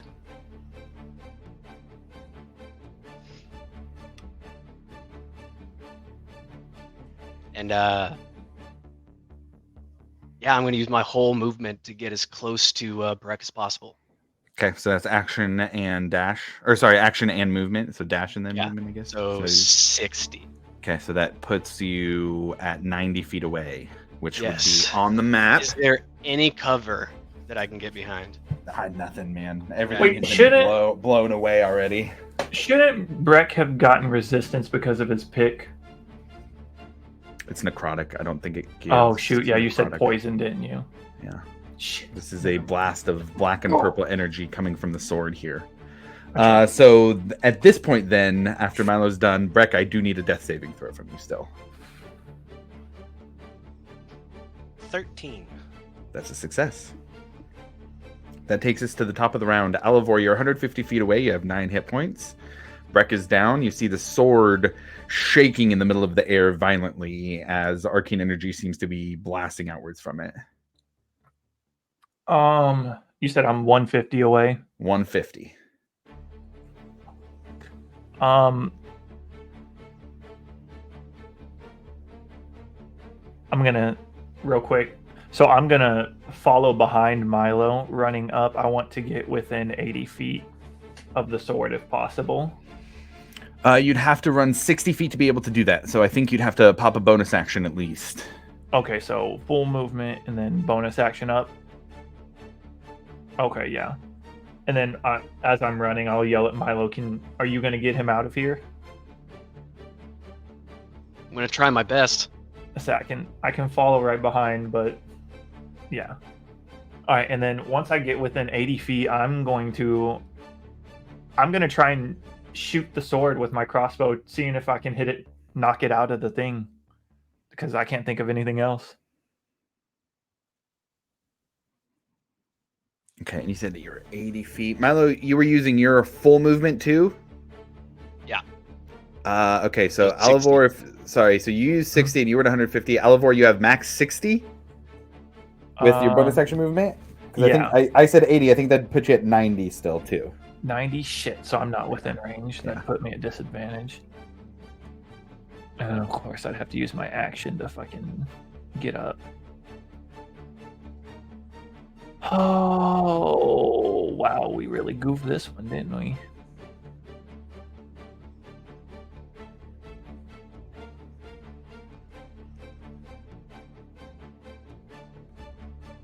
Shit.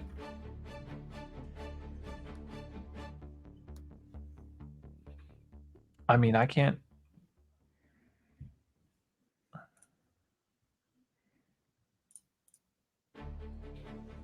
You use your action to go another 30. That puts Yeah. you 60 feet away. But I want my action to do something. Oh, I damn know. it.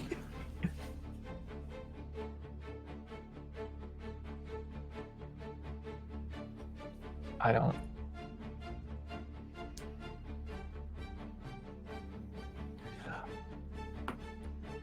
Okay, so I'm frantic. I'm gonna still take a shot at disadvantage for the. Okay, yeah, go ahead and roll a disadvantage. It's not going to be easy to hit this at this distance. I know. I'll set it for you. Go ahead and man, this is going to be tough. Yeah. Go ahead and roll. We'll see what happens when you roll. Oh. So I got a 10. Yeah, 10's not going to do it. Definitely not. Yeah, no. I'm just trying what I can. Okay, at the end of your turn, anything else? I think you don't have anything else except No, a that'll free be it. action. So okay, Yeah. So at the end of your turn, Breck, I'm sorry, but you're automatically going to fail it because you are down. I need Milo and Alivor to roll Constitution saving throws.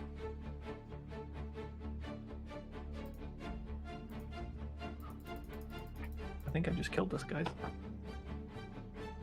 It's gonna be a 10 for Milo. Okay. 9. Okay. You lucky motherfuckers. Breck, I need you to mark a death saving throw on your sheet. Just one. Just one. It's not melee attack, so you're just going to take 1 for this damage. And let me check something here. What did I just roll? Okay, so on a failure, Alivor and Milo are both going to take 18 points of We're necrotic down damage. again. Okay. Yeah, I'm down now too. Oh, Okay.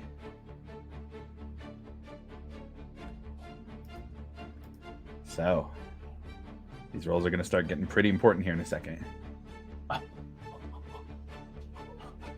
he just killed me. These rolls are going to start getting real important here in a second. My I'm character's so- just starting to get cool. I'm No, so joking. Man, you guys, I rolled so bad on that last roll too. It was like a bunch of ones even. Oh, keep It that was up. out of 8d6, like 5 of them were ones. I'm not even kidding. I was really hoping that wasn't going to be that rough. Okay. Milo, I need you to roll me a death saving throw.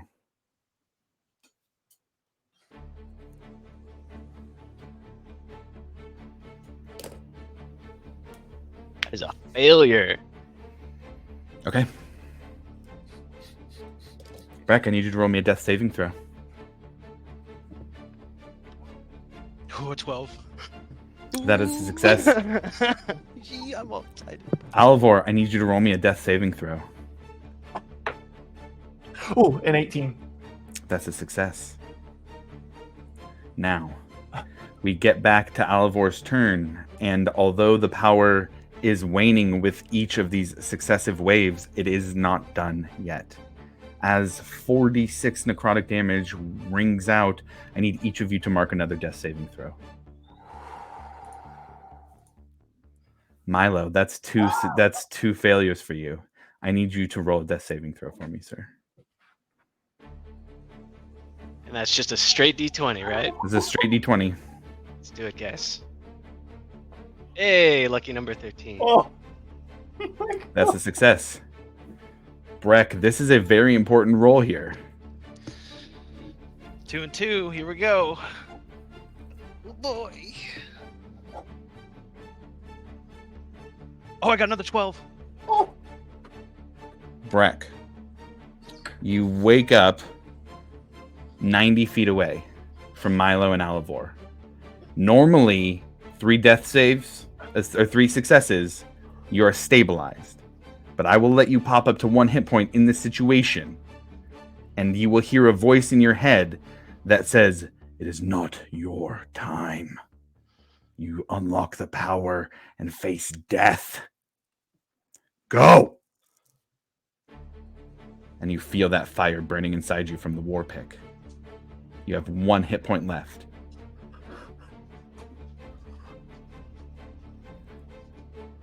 Now, you see the sword is shaking in the pillar still. You wouldn't know if it's gonna be coming in more waves, but there have been multiple waves happening. You look at it and think that you might be able to grab it out, but you know you're probably gonna have to take damage to do it.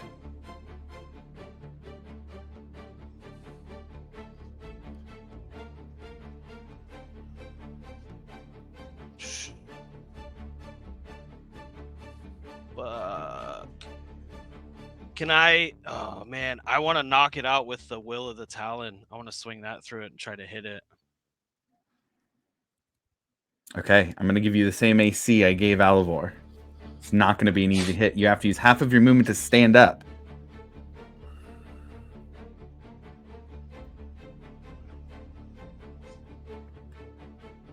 Do I get 2 attacks at it? I'll give you 2 attacks, Okay. but you don't know what's gonna happen if you connect.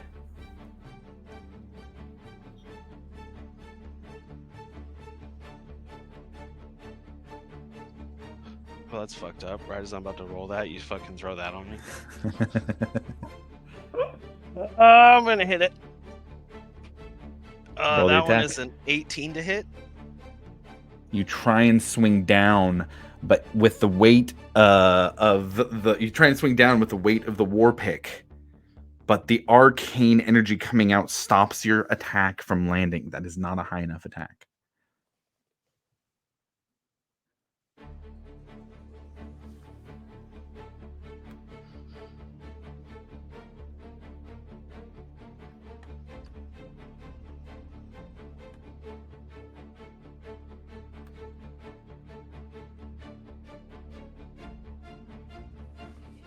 All right, I'm gonna swing at it again.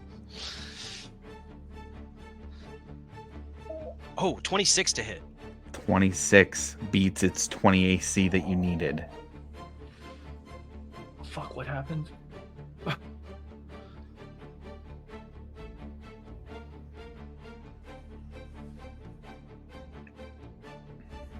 ahead and roll me some damage on that.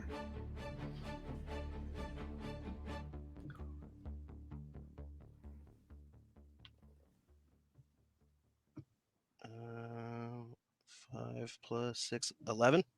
11. With 11 points of damage, you bring down the pick against the silken spite, and you feel it pushing through with a fiery arcane burn through the energy that is stopping you, and it cuts through like a knife cutting through butter. And once your pick actually hits the silken spite, you feel it as they begin to kind of press against each other. The will incarnate of two betrayer gods against each other at once in this moment. But the will of the Talon is connected to the fire that the silken spite is trying to draw from, and you feel that connection again. And you push and push, and you hear, Breck, in your mind, 5 dragons roaring all at once. You feel the power of Tiamat herself channeling into you. The voice of the Wild Mother and your patron and Naviask are gone. You hear nothing but the roar of dragons, and you feel the pick start to break through the silken spite, actually cutting through the sword itself. You feel dragon's breath inside of you building up from the war pick. Do you let it out or do you keep it in? Man, let it out. You just burn. Your dragon's fire rolls over the silken spite, and you see it start to drip in molten metal down from this pillar of fire as the drops splash into the ground. And as you do, Varric, you and Visati are standing on the deck of the ship looking out towards the shale steps, and you see an explosion of purple and black just ring out again from the shale steps as the silken spite is destroyed by the will of the Talon. Breck, you look around you in the middle of a crater, a mile wide. You look behind you and see Milo and Alivor still on the ground, but your attack stopped the necrotic damage from the silken spite from blasting out. That is the end of your turn, unless you have anything else you can do. I want to use the other half of my movement speed to walk as far as I can toward them. I think that's like 8 feet. I'll give you 10. Alivor, I need you to roll me a death saving throw. Oh, God. Oh! It's a failure. What? Does the fact that it's a nat 1 do anything? Did you already have a death saving throw? What do you mean? You already had a failure? Yeah. Alivor, what are your last words as you gain consciousness for a moment? It's 2 failures, man. Are you fucking kidding me? A natural 1 is 2 failures. I'm just gonna be like, I'm sorry. And Breck hears Alivor whisper, I'm sorry, 80 feet away as Alivor dies. It was on a 7, and then it goes to the 1. Milo, you have 2 death saving throws as well. Or two failures on your death saving throws as well. I need you to roll a death saving throw for me.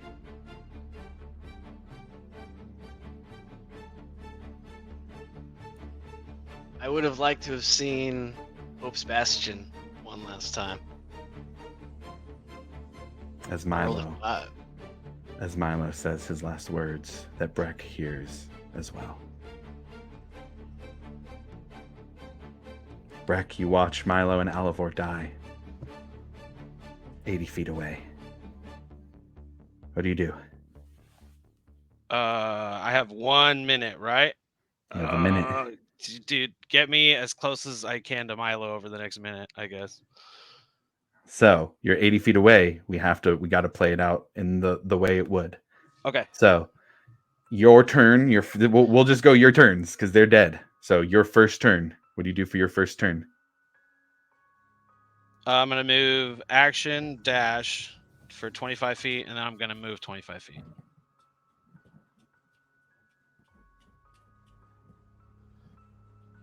Puts you 30 feet away from both of them. We can just move to your second turn if you just want to move. Yeah, that's all I can do. Okay, so if you move 25 feet there, then you'll be 5 feet away from both of them on your second turn. That's 12 seconds. Okay. I'm going to pull 2 of the diamonds out. Okay.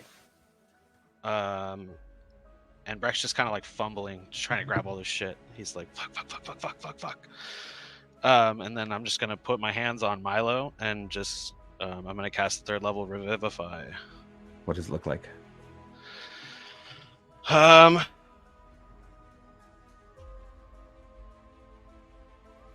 Roots kind of coming up out of the ground, working their way around him. Flowers blooming as they do. And as the natural world and the Wild Mother reaches out, that connection to her over Tiamat is once again reestablished, and the roots wrap around Milo. First one's free as breath comes back into Milo's lungs as one of the roots pierces into him, restoring him to life. Oh man, lungs hurt. I'm just kind of like shaking him, like, we don't have time. And I'm just like pointing at Alivor. Milo, it would be your turn next. I would immediately begin to. Actually, I can cast it instantly. Gentle Repose. Okay. With Gentle Repose cast on the one person left and a Revivify saved up right there, I think we can move out of initiative. But give me some flavor of how that plays out with Milo and Breck as they move to Alivor next. Milo would probably just roll over there and scramble to Alivor on his knees, and then start to begin the just pull open his book and pull the magic that kind of used to be blue-ish and kind of has a little bit more fiery purple to it nowadays. He's gonna put his hand down onto Alivor's chest, and that purple fire kind of just spreads across the body and just sinks into him, and kind of just stabilizes. Breck, you've got the diamonds. You casting now? I don't have the spell slots. Okay. Well, then, with Gentle Repose cast over Alivor, time has been granted. But he is still in front of you dead. What did the two of you do next? I'm going to immediately begin to cast Floating Disc. I believe is a ritual spell, right? Yes, I believe so too. Yes, Floating Disc. Under his body. But it's going to take about 11 minutes. Correct. Yeah, that's fine, man. I can keep watch for 11 minutes. Okay. Is there anything you guys are doing besides heading straight back to Amon?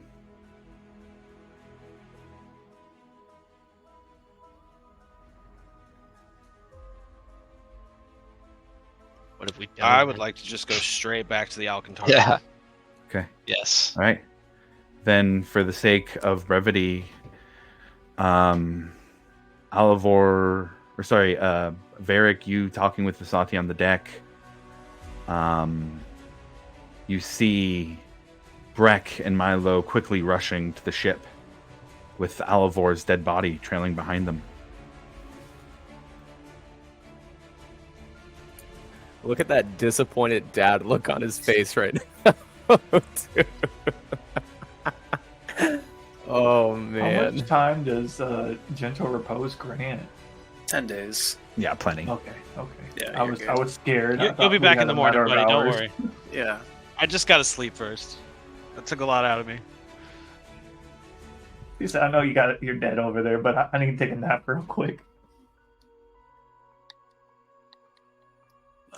I just see them all come on board, and I'm just like, what the fuck? We literally just finished this shit. And we tried to tell you guys it wasn't done. there was rays of things coming out of the ground.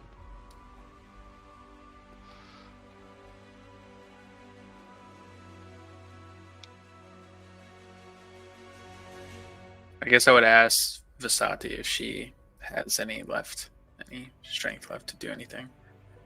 I do. It was yesterday that I brought back Grim. Do you have the diamond? No, I ran out. Roll a deception I'm check. just playing. I have that. I said, I don't know. Sorry. Then she would take the diamond and go up, and kind of in a similar way to just the day before, Vasati brought back Grim. The diamond melts into a liquid gold and wraps around Alivor's body, kind of moving in string-like movements till it creates a cocoon that slowly begins to break away as color returns to Alivor after he has been dead for a couple of hours here.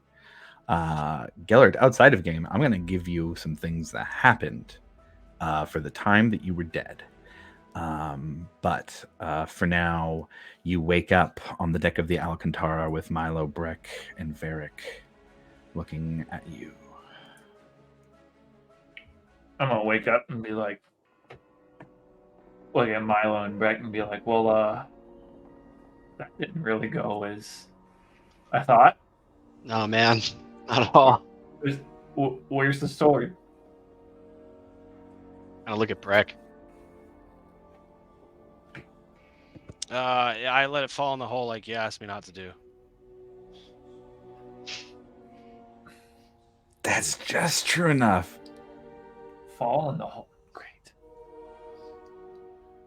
Do we think that's going to be a problem? I don't think it'll be a problem. Okay. Do you have a drink? Doesn't sound too bad. And I'll go pull out the good stuff from the captain's quarters. Yeah, I'm gonna need a drink after that. Okay. And Alivor is going to spend the rest of the night getting absolutely fucking obliterated. Absolutely, yeah. Why don't we do this? Unless anybody has anything they're doing that night, everybody can mark a long rest, and we'll pick up in the morning. As that way we can bring back Ekamos with Morgana, Grim as well, back to the ship. Grim, I'll give for you too that honor goes with you to the Raven Queen's temple. What were you looking for there? I think hearing that name when I spoke to her, it would be a little more, I think, to kind of like shorten it or just to kind of summarize it or whatever. The main goals are like no longer being afraid of the answers he might find, so more like determination of like not being afraid of what the truth might have been from where he's from or whatnot. And just like a new sense of like determination to serve a higher power that he's never had the drive to do before. So it would just be like a mixture of like ready to accept whatever the truth is of who he is, but also being willing to serve the Raven Queen now as like some sort of repentance for what he's done in his past. Mm-hmm. So in whatever form that takes, being willing to kind of be some sort of vessel for whatever she would need, or in a certain way where he can provide like a sense of justice, or like be that blade of free will in order to avoid what happened to him as he fell through like the Gemite and stuff. I guess just like a path going forward. But also, yeah. Go ahead and roll a religion check for that. I'll let you roll it with advantage because you just saw her recently. Religion. It's a natural 20 for a total of 22. Pretty good. Okay, then what I'll say is that as you're sitting there spending time with Honor talking about it, a priest comes out begin speaking with you, and they talk not about how normally you'd kind of talk mechanically about gods or practically about gods, about, oh, this is what God wants from you, this is what they enjoy, this is, the things you shouldn't do, these are the gods they don't like, this is what they stand for, here's some things you see in nature. It's not the discussions you have. This priest tells you stories of people who have served the Raven Queen, people who have been buried here on temple grounds. He tells you stories of people mostly, and you get more of a sense of the Raven Queen being a herald to the transitory nature of life and mortality on this planet, and she is a keeper as much as the actual matron of death, and whatever that that title comes with in terms of negativity. It is also rebirth. Death leads to new life and the passing from this world, and you feel the weight of all those things in these stories. And you take some time off in a side room with Honor, and they encourage you to just do some meditation or like a small ritual to the Raven Queen. It involves some feathers and an incense bowl, and they lead you through it. And as you're kind of taking in some of that heavy smell of incense, of a couple different varieties, you start to see your own life, and you see the events of your life, but often slightly different. And you kind of wonder about these things that you're seeing almost as if they're unreal memories or not quite real pseudo memories, but they kind of just disappear. And as they kind of crumble away, there's almost this redness to them that kind of crumbles away, and this like arcane glow that just kind of fades into the sand and goes off in the wind. And as you kind of come to, you're not sure how much time has passed, but you look next to Honor, in between you and her, and there is a kind of illusory, kind of very faint version of yourself sitting there. But as you look, it kind of catches you off guard, and just like those pseudo memories did, it kind of goes off into the wind. And the priest just smiles at you and says, I hope your stories lead to a happy conclusion. At the very least, they all end in her grasp. Take comfort in that. I think from now on, I'll just be the one writing my stories instead of letting others do it. Thank you. Smart choice. And you guys head back, and then we'll hop back to next morning here on the Alcantara. Milo is alive. Alivor is alive. Vasati's here on deck. Let me change the vibe just a bit here, because we're back to morning. But everybody is here on the... No, that's not what I want. There we go. We are on the deck of the Alcantara the next morning, after what ended up being an eventful day yesterday. I'll say we have a few people here on deck. I would say that Zinnia is still here. Not the others, not the Pansophical, but Zinnia is here. Vasati's here. Zarm, Mumblefoot, Morgana is there with Ekamos. Honor's here on deck as well. And Bastion's Watch. The Bugbear, that is also a part of the crew, is here, so that we don't forget him as well. Russell? Yes, sir. Old Russell. But there's almost kind of a unspoken meeting happening this morning to decide what is next for Bastion's Watch.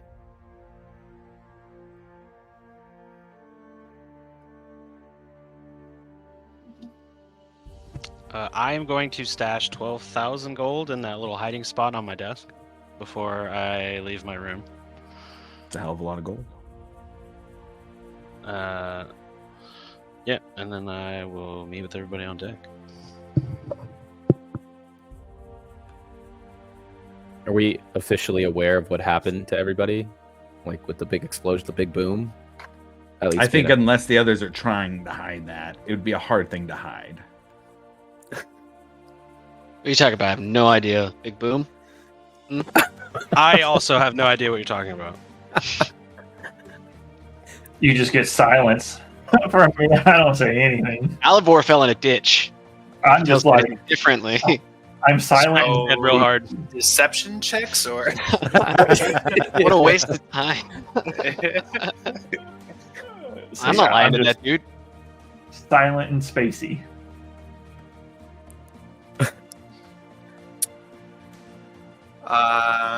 let's see. Like everyone's here. Well, guess this is as perfect a time, I guess. So with everything that's kind of gone on, how we've kind of been on a high for so long, just seems like one thing after another. I am going to take a break, or a breather. So I am going to not be sailing with you guys back to Hope's Bastion. Gonna do a little walkabout, I guess. Kind of little traveling by myself for a little bit. And I'll hand a bag of 10 grand. Yeah, we'll do 10 grand. I'll hand a bag of 10 grand. I'll go to hand it to Milo, but then thinking of all the stuff that just happened, I will hand it to my sister. She smiles. And takes it. Yeah. So there'll still be a floor light with you guys. My sister is still going to be with you, but I am going to be gone for a little bit. But then I'll make my way back. I just need a break.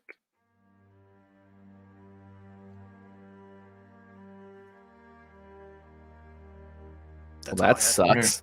You're joking, right? Haha, good joke, funny. I'm joking. Oh,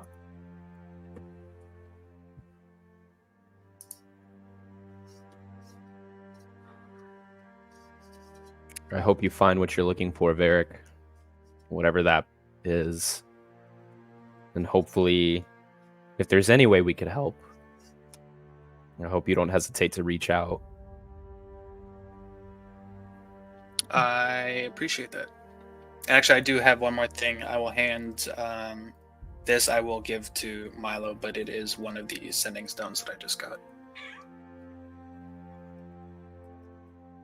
Thank So you you. don't have to waste the spell slot. I was gonna check up on you. Yeah. Good luck. Thank you.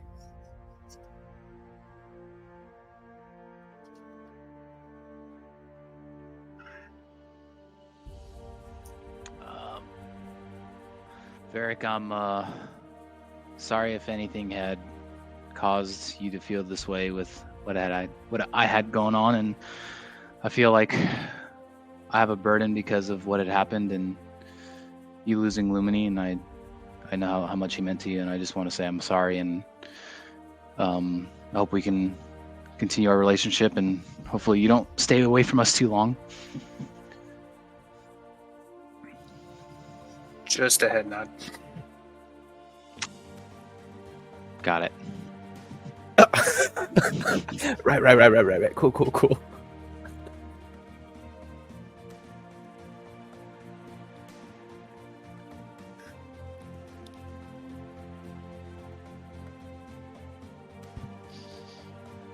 See you soon, brother. Yeah. I'll give you a little forearm shake. Just keep that shield high so the rest of these people don't go down. I'll keep doing my best, man. And then I'll give my sister a hug. And then to head out. She gives a hug back, and as you move down the ramp and down the pier, you do hear a right next to you and small footsteps as Zarm is walking next to you as you leave. And he doesn't say anything at first and just walks with you.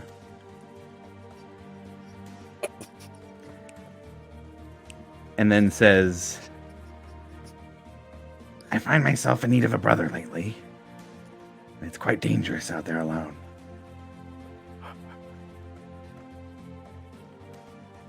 Can I come with you? Are you sure about that? I feel like this is going to be the weirdest buddy cop movie. I kind of hate you, Yeah, I figured. but I've also seen the good that you've done, and I know the good that you will do. And I don't have my brother to protect anymore. So I'd like to help protect you.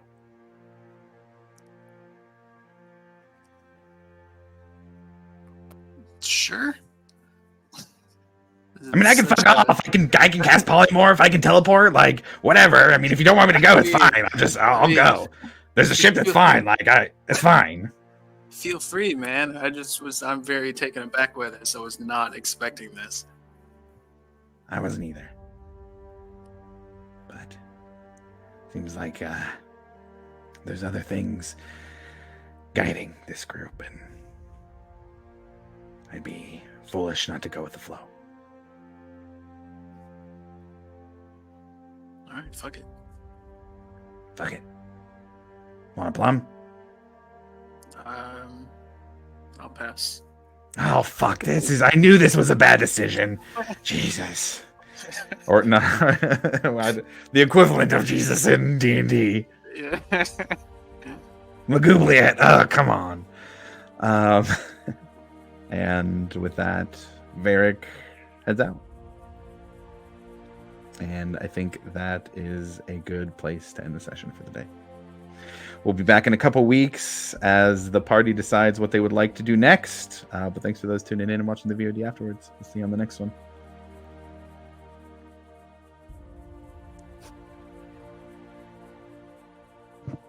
He just Goodbye. said bye.